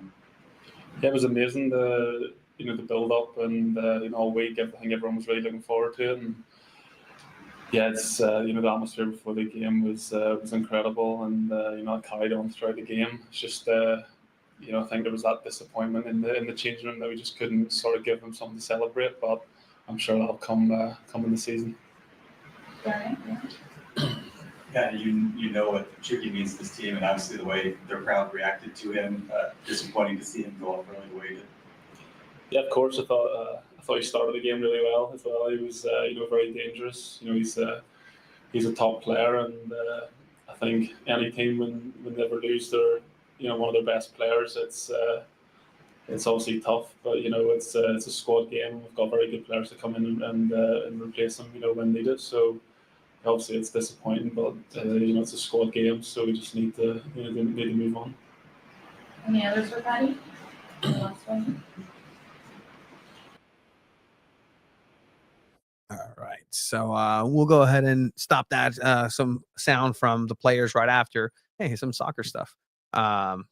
If you're seeing white smoke in the background, there's a new pope. There's a new pope. All right. Are you? How many popes have you had in your lifetime? Francis. There Okay. was the one before him. I don't remember when he got. That was his real name. Did you have? I don't remember. I remember Francis the first time. Before that, I don't really remember. You don't remember Juan Pablo II? No. Juan Pablo. Remember when Pope John Paul went to Mexico? Everybody loved him immediately. First thing he did, he stepped off the plane and he kissed Mexican soil. I was like, that's pretty dirty tarmac. When were you born? Yeah. 2002. Yikes. Yeah, Juan Pablo. You were a baby. Oh, okay. You got 3 popes. All right. Soon to be 4. All right. In any case, some good insight there from the players and just the successes of keeping a clean sheet. And really, I mean, if not talking to the people who scored the goal, well, there wasn't any goals. So let's talk to the people who maintained that net empty for CJ Dos Santos, who also hasn't really been tested. Again, he's had 2 clean sheets. They haven't played a team with a great offense yet. So yeah, and maybe they have, and maybe that's just San Diego's been able to really put every team in a bind, and we'll see where the track record leads here. But with that, let's go ahead and switch gears a little bit. We're gonna go ahead and play some sound once again from that little video I made, and my feeling here is like, all right, people, like, tell me how you really feel. Like, you're excited, you're here. What's the heart saying? And yeah, we actually played a little bit early on in the show, and we're gonna bring our pal Oliver Rodriguez on for our Sarape segment. But here's a little sneak preview of what you might hear in a bit. San Diego FC, I just want to thank you for this joy that you've given me to be able to support my city on this scale in MLS. And I just hope the players can feel these colors, they can feel this city like we do. I hope you guys can show this passion out on the field today and for all the games to come. Let's fucking go, San Diego.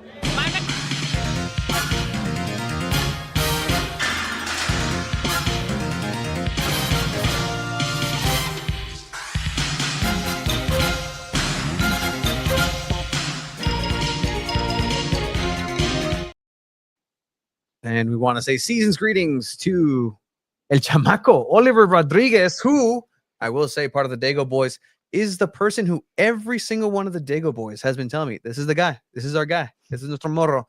Oliver, welcome to the show. ¿Cómo estás, vato? Hi, guys. Thank you for having me. I'm good. I'm good. How are you guys? We're good, man. I see you representing the Dago Boys.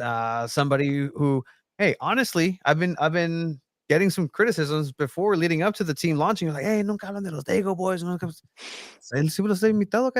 And here you are. I'm glad that we have some Dago Boy representation here. But that was you just kind of pouring your heart out as well in the tailgate. Is there a name for the tailgate?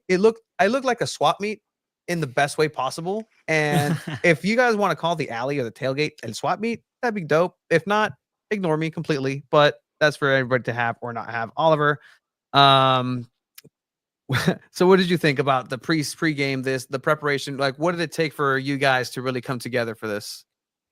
Well, really, this is something that we had been planning out for a lot of weeks prior to the game, like when it came to like the tailgate, the setup, obviously match day operations, like what times we're going to bring everything in. And like, of course, like it was also another process when it came to like which songs we were going to sing, like 1 minute. But thankfully we have people that help us with that, other people within the union, from other supporter groups, from within Dago Boys as well, that help us make that happen. Yeah, absolutely. And I mean, the Dago Boys are part of this real different style of support, right? From what the locals had brought, what Chavos had brought over with San Diego Loyal. You guys literally have a different beat to it. And so that passion is definitely there. So how's the chemistry, do you feel right now with that supporter section in the first home game? Well, the chemistry, like between the supporter groups in general, I'd say it's pretty good right now. And obviously that connects and ties into like how it seems in the section, right? But just between supporter groups and like regular people, like right now, people are still trying to get into like or learning what supporter culture really is and like what it really means to be part of that section, what it means to be a supporter. And so slowly but surely, we're gonna get people to learn what it's like to be in a supporter section, what the values are in that section. Yeah, I mean, walk us through the whole thing, right? Like you have the tailgate, you have to take the drum sins at a certain time. I saw that it was a long wait for the whole supporter group to be able to come into the stadium. Like, is there anything in particular that was different this game, or why did it take like a long time to get in? With this game, and something different in particular was bringing the drums in.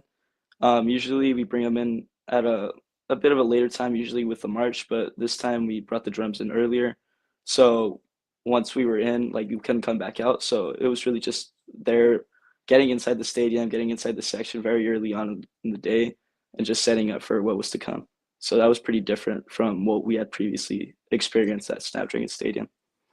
And could you just tell us about the game itself? I mean, the first home game ever for the MLS team. How did it feel for you? And was everything you imagined? Yeah, honestly, like everything in the section was amazing. It was electric. Obviously, there's some things that we could work on within the union, within the section in general.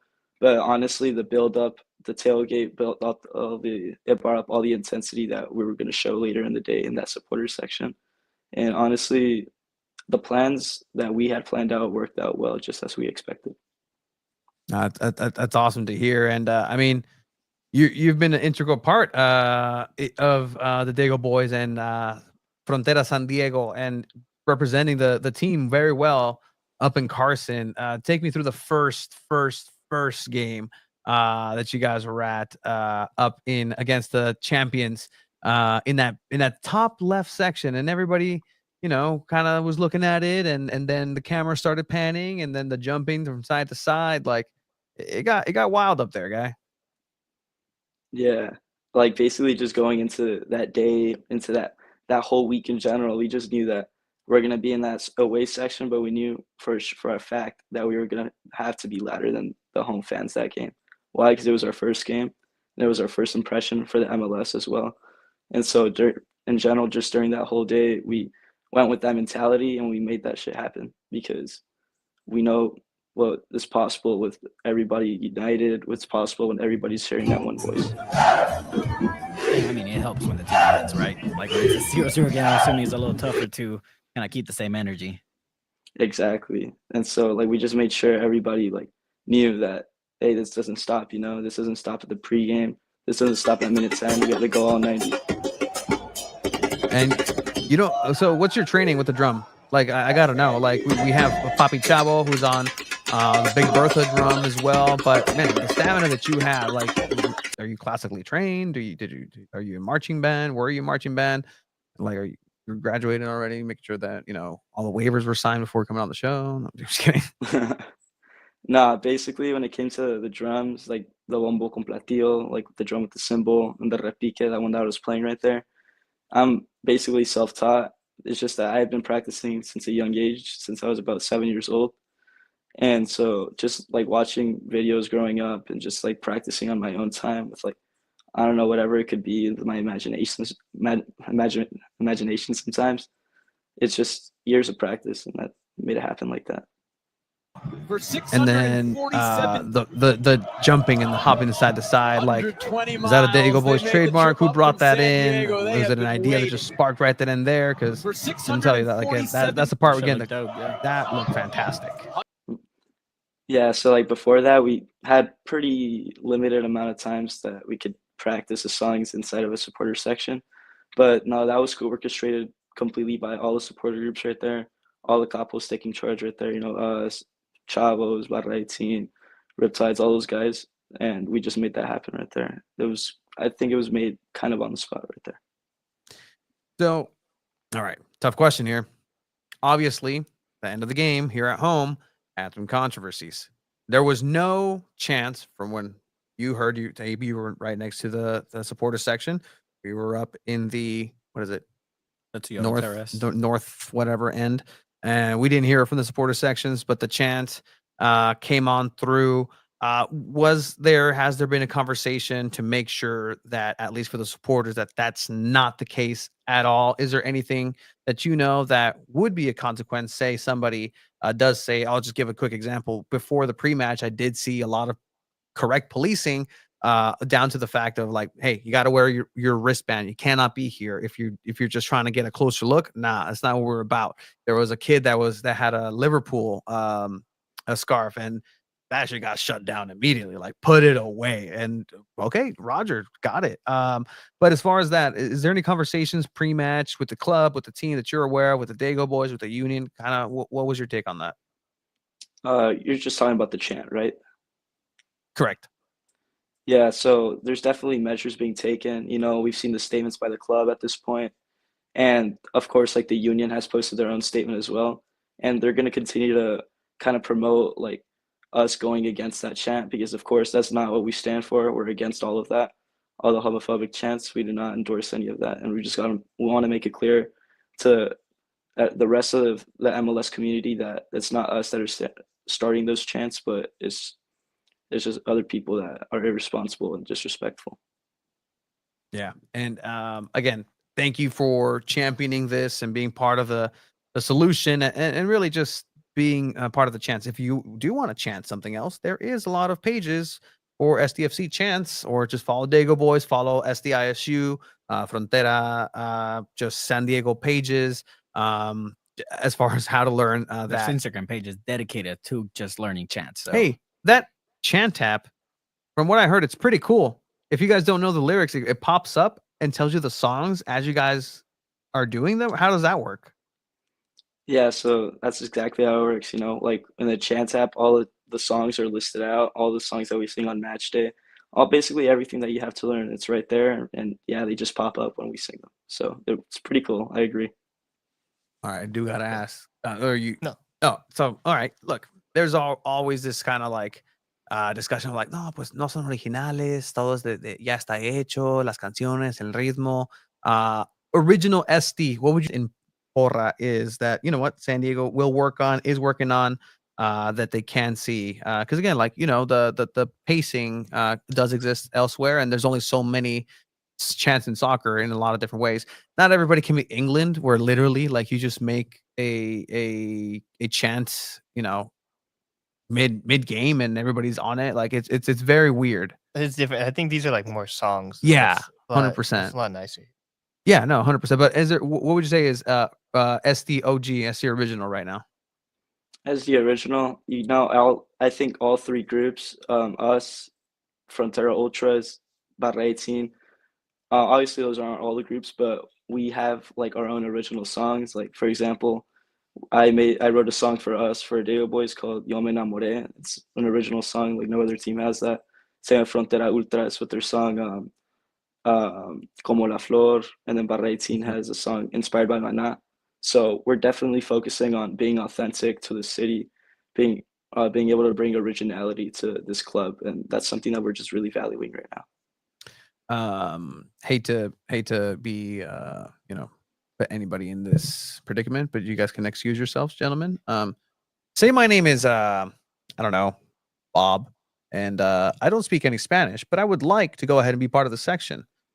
How can I help if I don't know the language that you guys are chanting in, or what would you recommend somebody who, you know, wants to be part of it, but my language or knowledge of Spanish isn't that deep? What would the recommendation be for an individual such as that?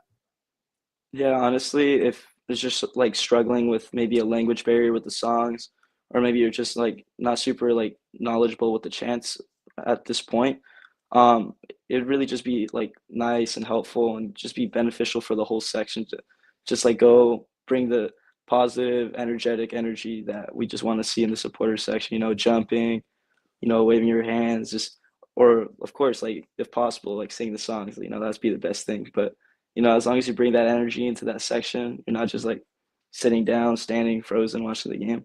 You know, that's good. I like that. Hey, the more you listen, like music is a universal language. So the more you listen to it, you learn the words, even if you don't speak the language. I mean, you can vouch for that. Like you learned English through Eminem. Yeah. So, Go rowdy outside, rowdy outside. so I mean, yeah, man. I agree. Like as long as people are there jumping, like even humming on the sound and just looking like that. I mean, you all killed it. I mean, again, it's tough. I do have a question actually. Oh, go ahead. Who approached you guys? Was it you guys approaching for the national anthem? How did that come about? It was actually the club that reached out to us and they asked how would we feel about singing the national anthem. You know, we're all down for that, so we agreed to it, and I think it came out pretty nice at the end. Yeah, no, the whole stadium joined in, and it was pretty dope. It set the precedent. What was that moment that you took in? Like, ¿Ya te lo sabías, vato? La neta, no, güey. Hey, honesty, I love it. See, exactly. You know what? You didn't know the song, but you went with it. Anybody else? If you don't know the songs, look at the Champ app, join the supporter union, go ahead and do the work and be part of it. I still don't know the whole lyrics. Jose, can you see? I know that part. Yeah. Yes, I can. Si puedo. But yeah, what else can people expect as far as away games for supporters? You guys having watch parties? Real Salt Lake coming up over the weekend. You guys aren't traveling. Are you traveling? Is there plans to travel? Yeah, so I'm not super informed as far as other groups go, but I do know that Dago Boys are planning an away day for Real Salt Lake, and I think you'll definitely be able to see us right there in Utah. Ooh, all right. Represent. Please go shopping. The Dago Boy sweater, as beautiful as it is not going to keep you warm enough. We need some, you know, we need some Dago Boys puffer jackets. 100%. Some mittens on there, but no, 100%. Go ahead and represent San Diego well as you have this entire time up in Carson here at home. La banda la está rompiendo. It was fantastic to be able to see everybody out there. Oliver, is there anything that you want to promote for Dago Boys or the union from here on for here? Not in general, just promoting, you know, Dago Boys, promoting the union. of course, our drumline, La Murga de Diego Boys, and of course, like the parent organization when it comes to that, the Unified Drumline, Musicromados. You know, that's going to be the beat, the engine that you hear every game, every Saturday. Love that. Love that. Well, Oliver, thank you for coming in, and really appreciate your time, and would love to kind of welcome this to give space for supporters, for people who are out there actively engaged with the community and representing San Diego very well, man. Thank you for that. Of course. Thank you very much for having me, guys. All right, there Have you a good go. night.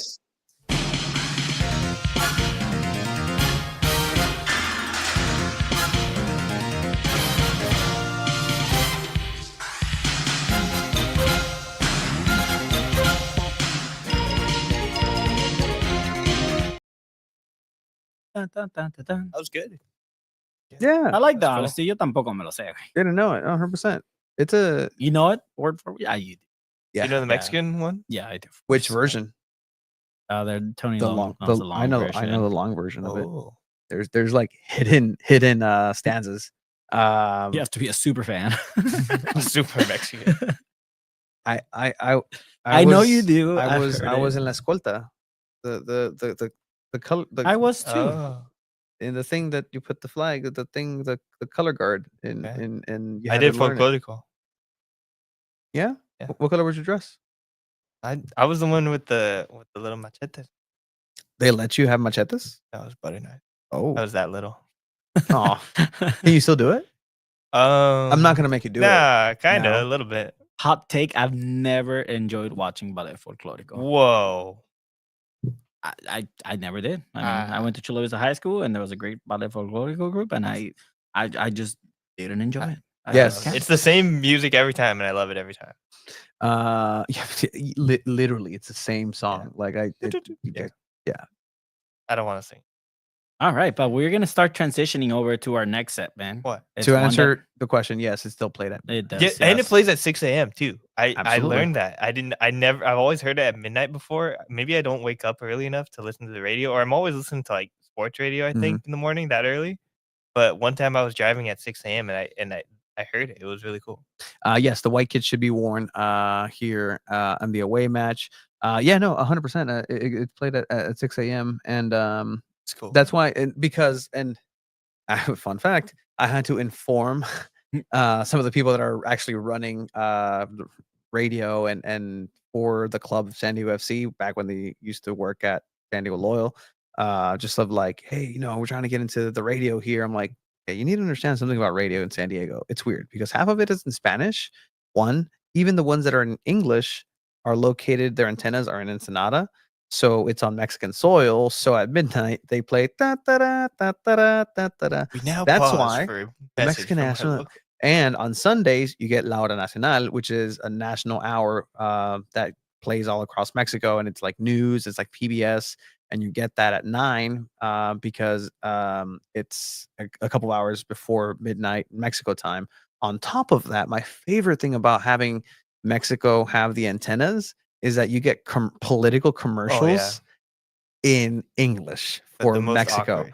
And they're so bad. Hey because- John, have you voted? No. It's not even John. Like they use like hello Hortensia.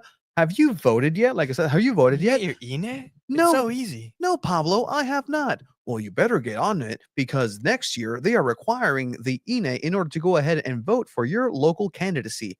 Wow, I didn't know that. Where should I go? You can go ahead and go to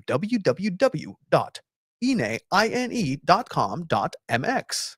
And it's the same people who actually do it in Spanish. And it's like, cool. ¿Qué onda, Irene? No, sí, no tengo mi INE. Pues para la siguiente elección necesitas tu INE. Por favor, ve a www.ine.com.mx.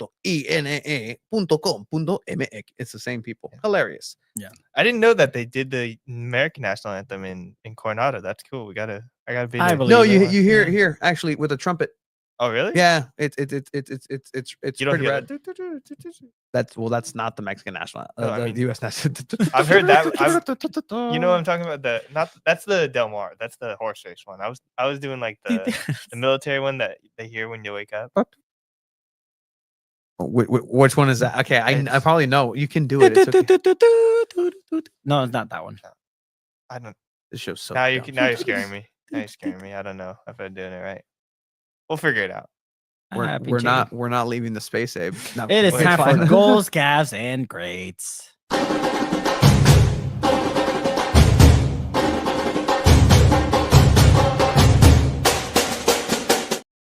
All right. I did see that Tigres Femenil goal.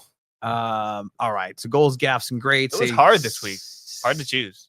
A lot of stuff. Very difficult to choose outside of, honestly, here's the thing. It was difficult, but easy. Difficult because, well, it would have been easy had San Diego FC just scored. That pretty much de facto would have won goal of the week. Just because of everybody exploding a Snapdragon, everybody just being, even if it was the most pitero goal that you could imagine, like, it would have been goal of the week. But we do have some goals across the universe in soccer. Chiba, I know you sent it right here. So we'll go ahead and get ourselves, because we need to set up really quick. Last Friday, we were involved, and we're fortunate to be involved in a charity match that we put together at the South Bay Family YMCA sister facility. What are you doing? He's looking at the I military. found the song. I found the sound. I'll send it to you. Okay, please send it to me. So we did have a match, and this match was played, and Jiva, you were doing commentary. Abe, you were on By the way, the audio sucked. The camera. Second half. And we figure out what ended up happening, but anyways, yeah, it sucks because my commentary was fucking dope. It was so cool. So just to set the scene, right? It became a very competitive match. At the end of the day, Team Blue versus Team Black. President of the union, Miguel Barajas, was actually goalkeeper for Team Black. El Presidente, fantastic nickname for a goalkeeper, and really played super well. Oh my God. One mistake, like said, it's okay. It happens. And it was going back and forth. I played on the outfield. I absolutely, did okay. I sent you made a lot of mistakes. In this chat, I put one of Tony's lowlights. You guys can judge for yourself. Did you really? Yeah, I did. In the No, not in the private chat, in the doc. In the doc. Perfect. Okay. I think it's like 21 something, but yeah, I mean, I was literally, I got my highlight, and I'll send it to myself right now, because my highlight on the field is my signature move, because yeah, that's right. I got a signature move. We counted your no-look passes. My no-look pass is not my signature move. I know it's you're going to pick it up and no, that's actually not my signature move. What's your if signature you move? let me, finish my own thoughts, I can potentially show you what my signature move is, and it's even dumber than that.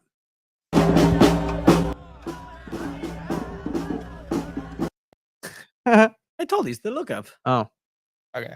Signature, like, no, it works so, every time. So people are saying Weston. that blue team was robbed, and that is because of the last second goal by Willie Santos, pro skateboarder. This is my show. I get to do what I want. We should start with the goal that it was insane. So Team Blue fought back. Okay, they came back from down 4-2, ends up coming back 5-4. What a move! 5-5 with 30 seconds left. 30 seconds left. What a great comeback by Team Blue. Like, so many great chances. I think like putting Tony out of the outfield really helped them. No, putting Tony in goal really helped. Yeah. Sorry, Weston. Weston was great. Weston was great in the outfield. On the outfield. Like, yeah, I mean, 100%. he ended up scoring, I think, 2 goals, maybe 1 in the second half. But however, at the end, so the scoreboard stops working the time because the second ran out half of battery in the second half. So we were keeping track on a phone. Get your stuff together, please. But there was this play, Tony. If you want to play it, do I?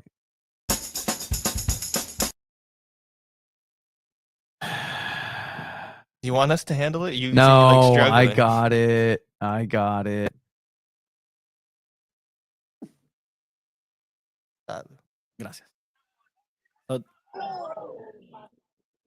All right, so here it is. Dying seconds. Last minute of the game. Blue team is losing. There's a foul here. Blue team gets a set piece, right? Yeah, blue team gets a set piece. it's a little more ahead still. It's a little more ahead still. This is the tying goal from blue team. Okay, great. Little half roulette there. Brandon, little scoop pass to the corner. Gonna get collected. All right, good play. Lose the ball. Fantastic. Regain the ball. All right, do something with it, please. I'm yelling at people Right at this here, point. the ref calls a foul. I don't know where. Yeah. I don't That's an know issue. where there was a foul, but the ref calls a foul here, and Brandon steps up real quick. You can play it. Go ahead, play it. So real quick, that foul. Our friend Henry from Chula Vista Pickup Soccer was like, I know that referee has it out for me. That And was he a probably no does. call. That was a no That's call. why you don't hold grudges. And Boom. Brandon smartly takes it, doesn't wait for a wall, and ties it up. You can miss it, honestly. Let's start. Like the foul happens. Brandon sneaks up. He sees it. Boom. Boom. Excellent. Lo- Heads up lo play. Saca, quítate la Heads uña. up. Heads up play. Absolutely. And here you can hear them say 30 seconds. They're trying to, and Morgan's trying to get the time right now. You can 30 see it, seconds left. I have been asking for the time at this point as well. 30 seconds left. Time is stopped because there was a goal. 30 seconds left, Tony. We're going to go ahead and start a timer on my phone For when the for ball when is Willie brought back into play. kicks the ball to start play again. Go ahead. Keep playing, Tony. 30 seconds. Right when Willie kicks the ball, I will start the timer. By the way, professional skateboarder Willie Santos. Thank you for coming. Thank you for coming out. Donated 2 awesome donated. skateboards. Yeah. Fantastic. So cool. By ahead. the way, we raised over $7,000 for this. Thank Thank you. you. Yep. All right, Willie hasn't kicked it yet. Kick. Boom. Oh, but Okay. you Okay. can't Okay. do Okay. that. Okay. messed it Just up. making You sure you're messed ready. Just making sure you're ready. Just making sure you're ready. 30 seconds. 30 seconds. All right. You put that timer on. Yep. Ready and Boom. Start it. All right. We're at 28. Okay. Time is counting. You can put it up to your camera. Your camera is on for a reason, sir. Yeah. All right. Look at that. 22. Okay. We're still counting. Okay. Put it a little bit up. Okay. 19, 18, 17, 16, 15. By the way, at this point, I'm counting 30 seconds in my head, and I know I have a great clock. tough Okay. defending by Morg. 9, 10, 9, 8, already out of sync. 6, 5, 4, 3, 2, Nope. Gol. Nope. Nope. Mira. No. He was counting 3, 2, and that had already Okay. gone to 0, 0, 0, 0, 0. Yeah, the alarm went off and the ball went through the net. That's a goal. No, it's a time that goes backwards. If it was going, if the time was going upwards, yeah, you can say, "Well, I can't end the game here because it's a dangerous play." But because know the what? time is going backwards, at the moment it hits 50, time, So 30 it seconds goes is over. It's when you look at a over. clock, it goes 10, 9, 8, whatever, and it hits 1, and then it hits 0.1111, whatever. Yeah. Okay. Like I that think it was in last that going 0 into zero point whatever. also has milliseconds. And it was so close, and it's insane that Willie Santos made the goal right there. It's boom. Hiciste de portero tú ahí. Yeah, How do you you were let already that on the happen floor. too? You were, yeah, I just How let do that you happen. let that through? a great shot here. I'm being covered by 8 defenders. in front of me. No, wait. Un churrito también te metió. Yeah, see, they deked you out. You fell. Yeah, no, fell. You tried to save Yeah, it. I was saving it. Okay, let's almost now. Like I'm again, guys. We raised $7,000. This covers the annual campaign part of the coverage. Of Yeah, the no, episode, by the 100%. way. Wait. ¿Qué estás haciendo? I'm güey? trying to. He almost cover. made it. No, it was a I'm good. It was a trying good to chance. It was a cover. good chance. It was a good Goal, shot Near, by Golazo. Willie. near post. Yeah, Willie It made was an amazing shot. Team Black goes to win it. At the buzzer. Yeah, heartbreaking for Team Blue, Heartbreaking. who had What to is come he back. It was- doing? Counting. Look, no. the count was bad. We'll give you The that. count was bad, but sure, the sure. foul was a bad call as well. No, it wasn't. That was It a was, horrible yeah, foul that call. Was Where it a was- call? Did the referee call a foul? Yes. Okay. Well, did Look, the all right, people manning the kick, clock kick. say 10, Look, 9, 8? Look. They sure Willie did. is kicking, and everybody's gonna get an Okay, education look, on counting backwards. 56.16. 56.16. Right. Well, we can count it, yeah. Okay, now we're in slow mo. Okay, let's pick this up. Regular speed. All right. The play's developing. Good defense there by Brandon. And pushing more, up. yeah, And some more. questionable Lights defending. out. Tanya, absolute Jaden played really well too. stellar player. The Kia, shout out. Ooh, tough fall there, right? More. Yeah, got us. Good block. 8, 7, 6, 5, 4, 3, 2. Ball 16. crossed on 46. And it was 46, which is That exactly ball 30 crossed. seconds. It made Yeah, that counts, Tony. And I mean, you know what? Team Black won. They held the trophy at the end, and Team Black won. There's no VAR. There's no goal Did you get to line hold the trophy up technology. from winning pick? No. Dude, Team Black won. Tanya's shot would have been the goal of the day. Oh, that yeah. shot that she had, Yeah. like it went over the post. But man, that Yeah. was a good shot. That was a good game. It was a fun game. It was a great game. Shout out to everyone in Team Black for winning the annual campaign cup. Esteban played really well. And that was the goal of the week. For Shout out to a Willie goalkeeper, Santos. I'm surprised how well Esteban played. He's a goalkeeper. He played a great game. Yeah, 100%. Some other goalkeepers weren't that great in the outfield. I don't know. Tony Sanchez. I do want to also share the goal that was kind of mentioned in the chat. Mm-hmm. Go for it. Because when was it? It happened today, and it was probably the greatest goal ever seen in Liga MX Femenil. Hold on. Oh, I gotta show you something real quick, go guys. ahead, show it. I don't agree. I'm glad people had fun. No, Tanya, you played fantastic. Esteban, I hope you're okay. Hope everybody's okay. Yeah. Again, this was all for a great cause. You can see the disappointment in my face. You can see, look, we raised $7,145. Thank you to Andrew Vasiliadis and the Vasiliadis Family Foundation And to everyone for that donating yeah, $5,000, and everybody from the Sirens to the Riptides to just random supporters from San Diego Wave actually donated. This is the first event that I can recall. Please correct me if I'm wrong. That San Diego Soccer's, San Diego Wave, and San Diego FC all were contributing partners to a one cause. None of this, oh, well, there's an event over here and we're just going to put a tent. Like, no, actively contributing for a cause together was put together through San Diego Futbol, through our job at the Y, through this whole thing. We were going to get fired from the Y for doing this podcast 5 years ago. And this was kind of like the biggest, like, oh, yeah. Oh, yeah. You watching this, Red? Yeah. Okay, cool. He doesn't work here. I'm like, oh, no, he shit. doesn't work here anymore. So. And you know I what? outlasted him. It was a lot of fun. Thank you, did. Esteban. You guys had a great time. He got a cramp. But Team Blue, I'm aware of the injustices. No injustice. I mean, besides a foul given at the end as well to give you the That's time goal. favored you guys. Yeah. I know where this deserves to be. Oh, what are we doing? I know the campaign cup belongs to Team Blue. It doesn't, though. So I just want to make sure that it's understood that there was an actual robbery. There was not. And as such, he's robbed it. He literally He stole robbed the it. trophy This out is of the cabinet. So it actually wasn't. It was already displayed at Board of View earlier today. I actually went in and took it. yeah, I yeah, asked robbed it. permission. Yeah, sure. Permission for the rightful owner of the campaign to see cup. the trophy that maybe you'll get to hold next year. Yeah.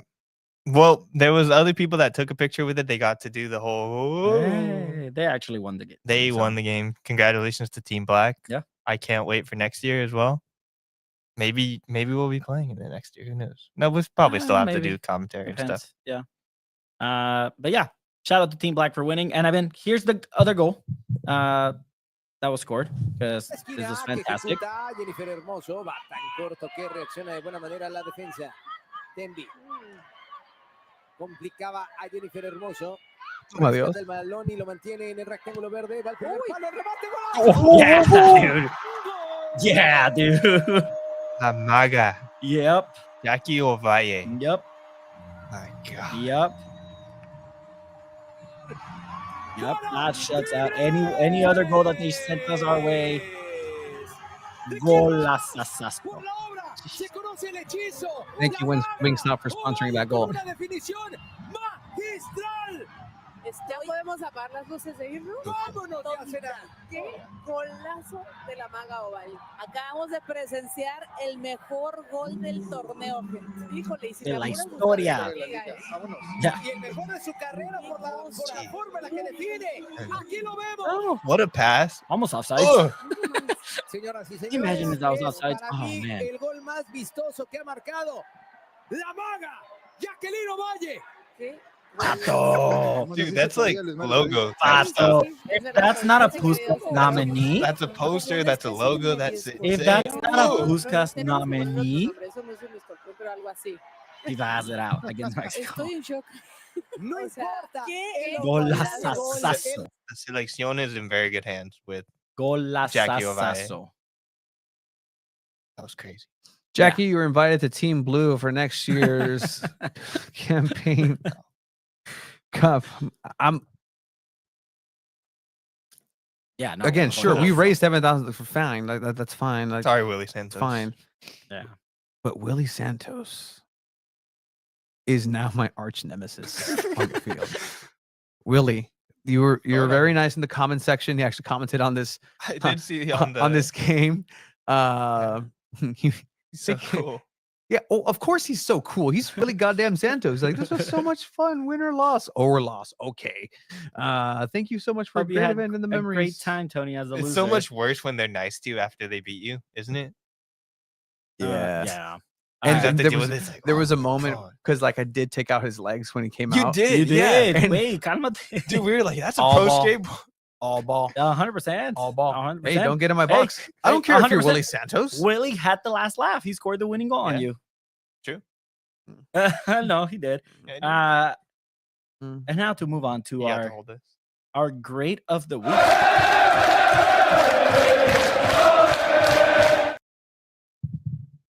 We agreed that our great of the week goes out to Mikey Varas for coming out, not even taking a question first in the press conference. Yeah. And he just gave his statement about what happened with the chant. Started it off in Spanish. I thought that was also very important. I know Mhm. people had kind of like questions about or felt a little iffy about how he just kind of singled out not the supporters, but like general admission people. But I mean, that's where he came from. So shout out to Mikey Varas for starting out and starting that conversation in Spanish. Very well needed. And then also saying it in English. So Mikey Varas wins San Diego Futbol great of the week for that. Yeah, let's hear some of what he actually said. You guys don't mind? You guys okay with it? Yeah. Oh. Looks like you guys agree with me for once. Just like that wasn't a goal. But here we go. Mikey would agree that wasn't a goal.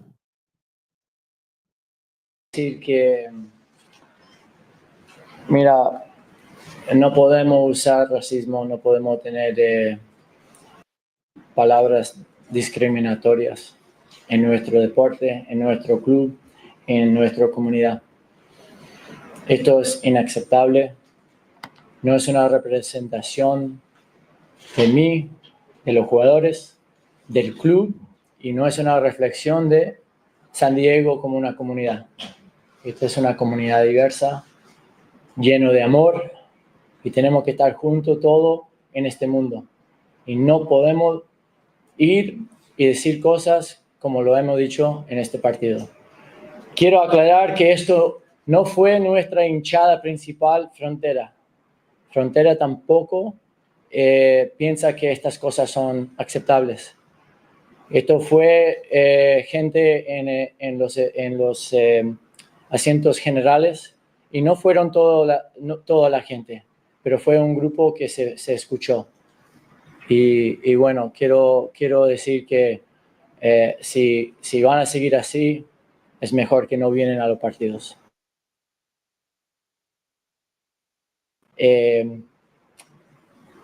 No son los valores que tenemos acá. 100%. And I mean, great thing that he started out in Spanish. And that's why Mikey Varas wins the San Diego Futbol great of the week. Absolutely. Yeah. And I don't know if we mentioned the gaff, but yeah, the gaff, pretty obviously.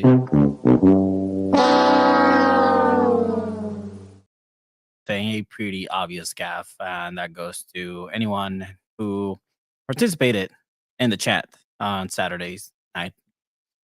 So that wraps it up for goals, gaffs, and greats here in San Diego Futbol.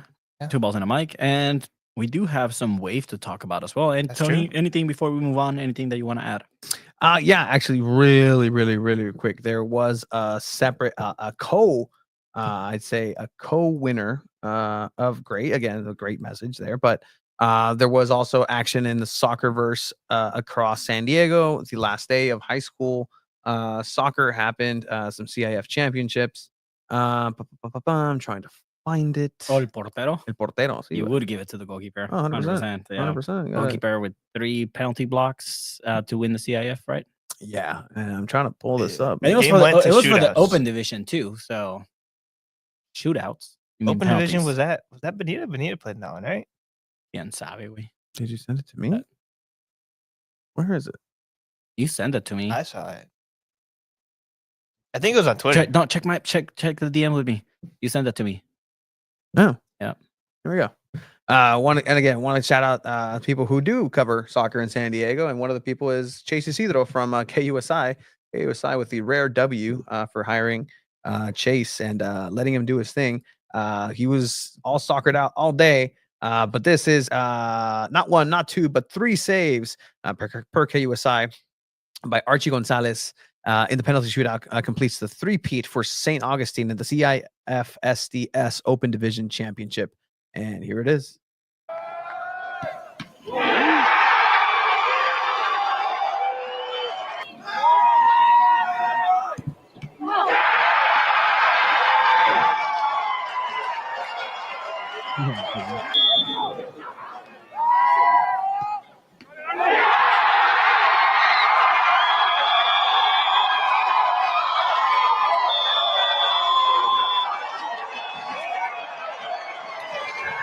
There is no better or worse feeling than being crushed by your teammates after a great save, because you're like, yeah, and then there's a moment where you realize, like, oh no. And it's different when you maybe you get 2 stops and then the other player misses one. Like he blocked 3 shots. Great saves too. Fantastic there.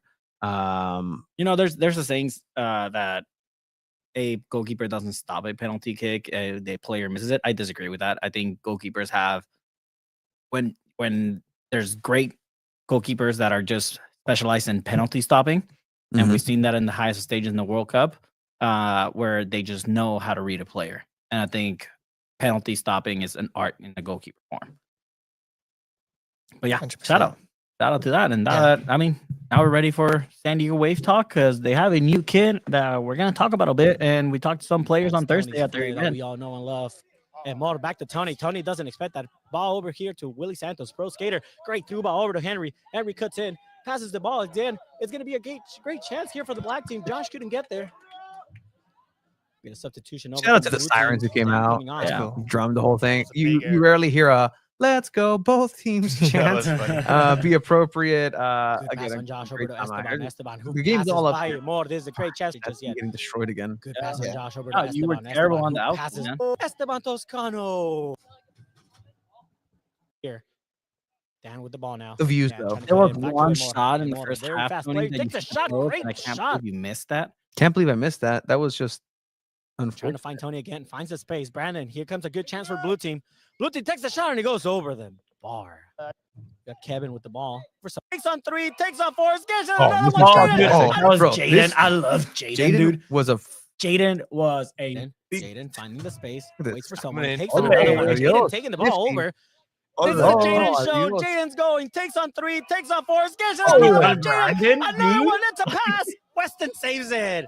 And it's just for a counterattack. We got numbers here. Team Blue. Oh, Megan. Megan All trying right, to switch it up. Been good. Finds All right, Brandon. keep Brandon's the ball. heart of this team. Tony's in the defense. Gets the ball. Great pass. Tries to find the 1-2.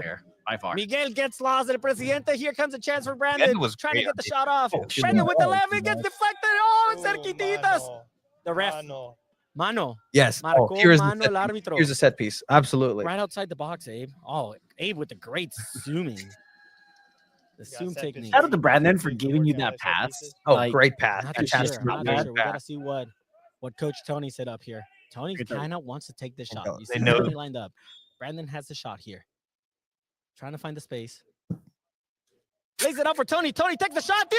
Oh my God. Such a late reaction from you when he passed it to you too, dude. What do you mean? That's exactly how it Like, era para que ya estuvieras corriendo. Lays it up for Tony.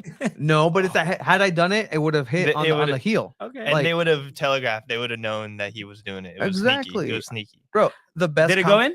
Brandon's a The sneaky best player. compliment that I got that day was immediately after I started playing. Esteban comes up to me like mid game. He's like, "Wow, I like the way that you play. Like just such elegance, such this." I was like, "Oh, thank you." But then you make me actually have to run after the ball. Like that's fine. I'm a much better outfield player in not indoor in cancha grande. Like I'm much better an outdoor player. Sure. What? You don't seem to agree sure. there. Yeah, sure. We haven't seen it, but Look at this. Just lined it up. Brandon Trying to perfectly. find Megan getting ready for space. that rebound too. boom, empieza a correr ya. Nope. Perfect delay. Lays it out for Tony. Tony, take. How much better do you want that location to be? Entró. The shot. I was gonna start running, celebrating. I'm like, oh yeah. La fallada del año. I'm like, I didn't even run after it. Like, hit, great. Oh, I'm gonna go celebrate. Dang, that's You reach out. You're already reaching out your hand to go You're give like- the high five for Megan. And You're then- like, then "Cambio, sácame." she points like defend. That's so funny. Oh my god. It's like, it wait, is. go get the ball, wait. So funny. Dang, that's Oh, madre Megan. I just looked at her like, Tú córrele, yo Go no. get it. You have fresher legs. That's Yeah. fine. I'm gonna go back on defense. Meanwhile, Megan got the assist on Amor's goal later on. That And was, on Weston's goal. Yeah, I think you can hear me actually just be upset. Señor Tony Sánchez, Dios mío. Era el gol que Tony no iba a Super dejar. sprints halfway through the field. Bien I'm so mad. bofeado, bien I was bofeado. so mad. Willie here with the ball. I'm still mad. I'm clearly still mad. That would have been Esteban 100%. takes on would two. have been. Tony Oh, greatly cuts in, but great cut here now. Amanda with the ball. Amanda? Thank you, Representing Amanda. the Sirens. Tony Lose gets the the ball ball. now. Loses it over to Esteban. Esteban with the shot. That would have been on You're Tony. going head at this point. Yeah, you are. I'm still thinking about that shot. I don't want anyone thinking we're the Tony hate show, but Tony not having the best performance so far. No. Okay, thank you, commentary team. Fantastic. No, but I love that you also give context here. Passes, missing defense. Come on, what are we doing? We got to remember, Tony just came off an 8-hour shift. Damn right I did. Yeah, All you right, did. damn right. What did you do, Abe? Did you do an 8-hour shift? I don't. You Yeah, didn't even do an 8-hour shift. Yeah, I did. Half of it was setting this up. That's still. I helped set up too. Great chance here for Megan. You did not help set up at all, dude. Llegaste a las 4:30. I Cinco. Trying to I find set up, everything I set up possible. a banner that's still there. Presidente with the ball. Tony controls it. Oh, Dude, come on. What do you need? Like that highlight reel. Highlight reel. We're not gonna Oh, end man. this. Presidente with the ball. Tony controls it. All right, Oh. let's get into some San Diego way. Tony with Classic. the flare still. Nothing happening though. Absolutely nothing happened there. All right, Correct. Let's get into some San Diego.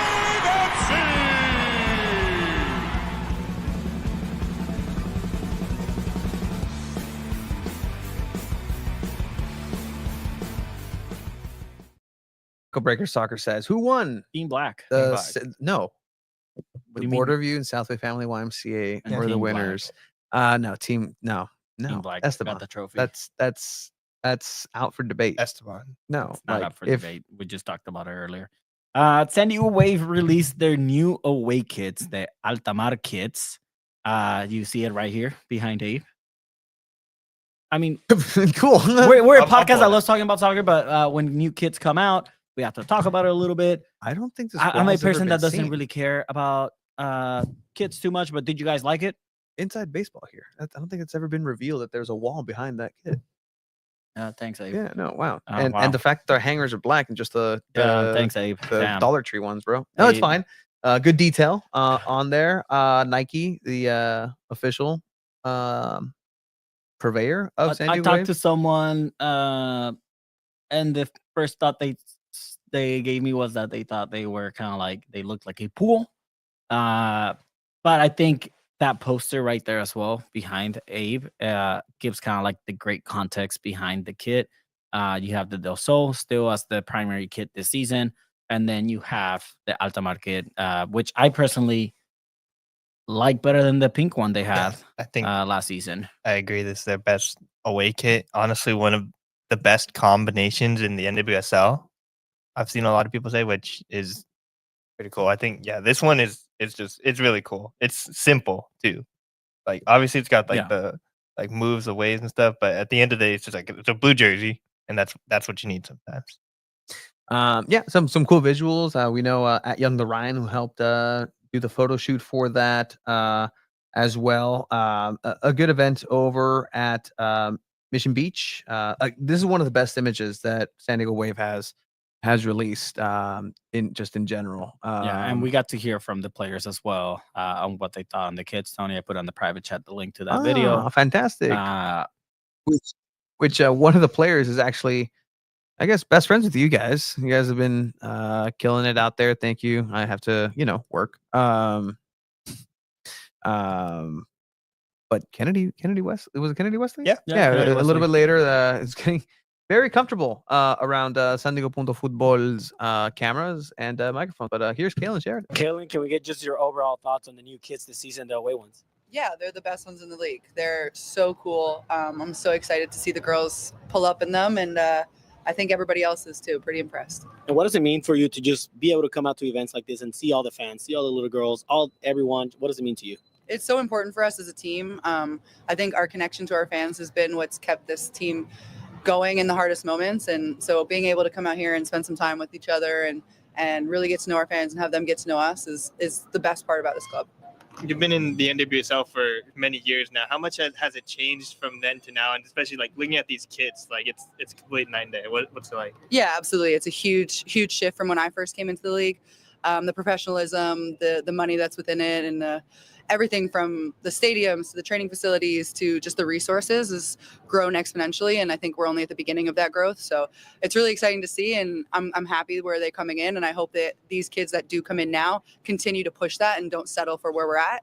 I think it's important to continue to push the envelope. We know it can go a lot higher than where we're at. María, ¿qué piensas del nuevo kit, nuevos retos, pero también nueva imagen? Sí, bueno, muy emocionada de poder tener este nuevo uniforme, del poder estar aquí. Y bueno, creo que quizás sea el cambio que necesitábamos para tener una mejor temporada que el año pasado. ¿Qué puedes decir de lo que se espera la nueva temporada? Muchas caras nuevas, pero con una base muy importante también. Sí, creo que los entrenamientos han sido muy efectivos. Creo que en los partidos hemos visto ideas y un fútbol diferente. Creo que el grupo es muy diferente, pero creo que es al beneficio del equipo y bueno, estoy muy emocionada porque veo la emoción de todo el equipo y veo algo diferente. We talked to a lot of fans, and it just seems like this is a new start for the team. Would you agree with that statement? Yeah, I think obviously last year we had a rough year. I think this is a new opportunity. I know a lot of the players just don't want to feel what we felt last year. So I know there's a lot of new faces, and we're hoping that this year we can bring something different. When you saw the kids for the first time, what's your initial reaction? Honestly, they're amazing. I think they represent us well, and I'm so excited to play in them. It's a little bit different. You're kind of putting something on. Do you have to kind of adjust to it? Yeah, no, I think they're great. I mean, I think they represent San Diego. I love the color, so I'm really excited. Do you guys get any input at all into these, or you just kind of here's what you're wearing? Yeah, just kind of here's what they look like, and I mean, I'm so glad that this is what they look like because they're amazing. Kaylin said she thought they were the best in the league. Would you agree with that? I definitely agree with that. Yes. I'm curious if you saw the graphic of the Del Sol kit and then the water with the new kit. What do you think of that new graphic that they put out? Yeah, I mean, props to whoever did that. I think that's amazing. That was so cool to see. Like, I feel like you can put that in your head, but seeing it in picture is so cool. Una más en español, perdón, María. Adelante. Dale. Bueno, te preguntaba, ahora vas a estar desde el inicio con el equipo. ¿Cómo te sientes en digamos, un nuevo reinicio en tu carrera también? Sí, creo que es muy importante estar en pretemporada. Es cuando vas conociendo a tus compañeras, es cuando vas conociendo el estilo de fútbol, te vas adaptando. Es muy difícil llegar a media temporada entre semana de un partido al otro. Entonces sí, creo que es algo que me va a beneficiar mucho como jugadora y bueno, espero dar un fútbol diferente de lo que pude hacer el año pasado. María, es un año muy especial para San Diego por el fútbol también varonil, ya está el femenil bien interpretado. ¿Qué se siente usted como jugadora saber que ahora sí todo está alrededor del fútbol? Sí, creo que es algo muy importante para la ciudad. Bueno, el que el Chucky Lozano esté aquí también es algo importante, creo, es la representación para los aficionados mexicanos. Y bueno, sí, creo que ahora sí es una ciudad del fútbol. Pues tú y él, al final de cuentas, ¿no ustedes dos? Sí, no, es algo muy emocionante de poder estar aquí, de tener a alguien más que sea mexicano en San Diego y bueno, a representar de lo mejor que pueda. ¿Veremos una colaboración con María y Chucky? Espero que sí, ahí estar en el partido apoyándolo y bueno, creo que eso será toda la temporada, apoyar al Chucky por ser mexicano y bueno, al San Diego. You mentioned Okay. just first off, your initial reaction looking at this new kid and what was your overall thoughts? Yeah, I'm a big fan. I think it screams San Diego. I mean, tying in the ocean, and it's something that I think everyone will really fall in love with, and you can wear it with anything and show support in that sense. So I really like it. And then coming off preseason, I love the interview stuff. Sorry. That's amazing. Coming off preseason, it was your first time wearing the captain armband. What was that experience like for you, and what was the conversation with Jonas to give you that responsibility? Yeah, it was really exciting. I think obviously we lost a lot of key leaders last year, but I've learned nothing but amazing things from all of them. So I think I was able to carry a lot of that into the preseason and into that game in Coachella. So I was super honored and thankful he gave me that opportunity. But I have everyone above me to thank for that for sure. What are you guys expecting for this new season? It's exciting. I think we have a really good group. Everyone's bought in, all on the same page. You're going to get a team that works really hard off the ball and with the ball. We're really creative, and we're going to push forward and score a lot of goals. So I think it's going to be a really exciting year. And every time the NWSL is getting, better, but also harder. What can you? All right, we have the whole video on Sunday.Futbol. Fantastic job out there. Some interesting words from Quincy McMahon as well. If you want to hear from her, what her thoughts are on the team and in the future. Okay, there's a little tease for you guys. Go check it out. Check out our everything's on our website. Check out our YouTube channel, n.F.o, to get access to all these players' interviews. We're doing it, guys. We're doing it. We're covering soccer in San Diego. San Diego Wave season is kicking off in 2 weeks. March 16th, Angel City. I submitted the credential. Hopefully, nice. Hopefully you guys aren't going because you guys we work. You guys are lazy. Okay, because I didn't have plans already. That is true. The Wave did NWSL. They are bad at releasing their schedule. They release it very late. Terrible. You guys think that Wave attendance will go down now that STFC is going strong? I don't think so. I honestly think Wave rising attendance tide lifts all boats, especially since you have a option where it's okay, I can pay $40 for the cheapest ticket, or I could pay $15 or maybe even less. I think SDFC doesn't alter anything with Wave attendance. I think if anything changes, it's because Alex Morgan retired and Naomi Girma was traded to Chelsea, who came off injured, by the way, on her debut. So maybe Wave knew something. Interesting. That's maybe an interesting Wave thought. Knew something. Probably not. This isn't AJ Preller, Colin Ray. Colin Ray, right? Do you remember that story? Yeah, no. The guy 100%. with the Marlins. Yeah. Did you guys see this by any chance? I didn't. No. I know you guys. I know you never pay attention to things. A person with 8 subscribers. We'll end on a happy note. Look, we've been talking all this shit about just soccer in general, shooting the shit, and we sometimes forget. Probably from do_Stin, who runs the is a mod on the SDFC Reddit and does a lot of work on the socials, on the interwebs, of what it's all about when it comes to soccer, right? Like the disgusting aspects of the end of that game is one thing.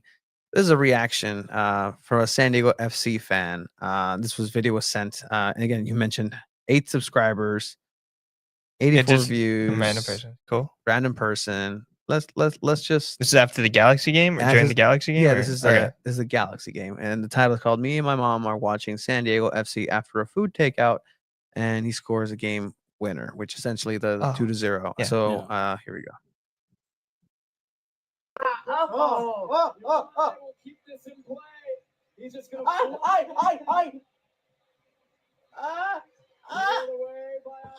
Yeah.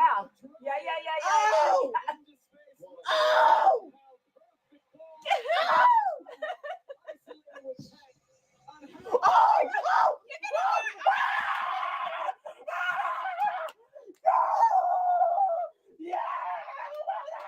Oh! That was a lot of people reacting after that second goal against Galaxy. That's so cool. That's awesome. We scored two. We scored 2 goals. Oh my That's beautiful. I love that. If you're watching San Diego FC, Where's the instant replay? oh, it's coming up, ma'am. It is coming up, ma'am. This is what soccer's Well, about, that man. is 100%. This fabulous. is what it's about. I don't care anything else. Playing next week. The excitement. Oh, St. Louis. Okay. Shout out to the mom. Shout out to the kid. Shout out to everybody involved in this video. Oh my God, we did it. That's cool. San Diego FC, find them. I'll challenge you, Seb. Oh, this is amazing. I'll pick up the names after I Really, drop them. really Gary, amazing. Ricardo, You passed it Mr. over. Mansour. Great analysis. And oh, awesome. That's awesome. Absolutely. That's really cool. That's awesome. I love it. But all right. 619 Soccer. Yep, you are Yeah, you're early. man. We're going for 3 more para hours right la now. despedida. But for right now, is actually going to spell the end of 2 balls and a mic for this week. Thank you for everybody who joined us today, who had opinions. Yeah. And this is a space to have the discussions. Soccer lives in San Diego Futbol every Monday at 8 p.m. Maybe 7 coming up. Maybe we'll change the time. We'll see. For Tony Sanchez, Abraham Cepeda, Alejandro El Chia Villaseñor, we'd like to thank you. Subscribe, share, San Diego Futbol. Support. We're going to be out there asking the soccer questions. If you want something to be covered and it's not, let us know and we'll make sure to do it for you. Absolutely. You guys are fantastic. In the comments on Instagram, on X, on YouTube. Join the party. Thank you. We do it for San Diego and everybody that deserves the coverage of soccer in this beautiful city. Vámonos. Later, everyone.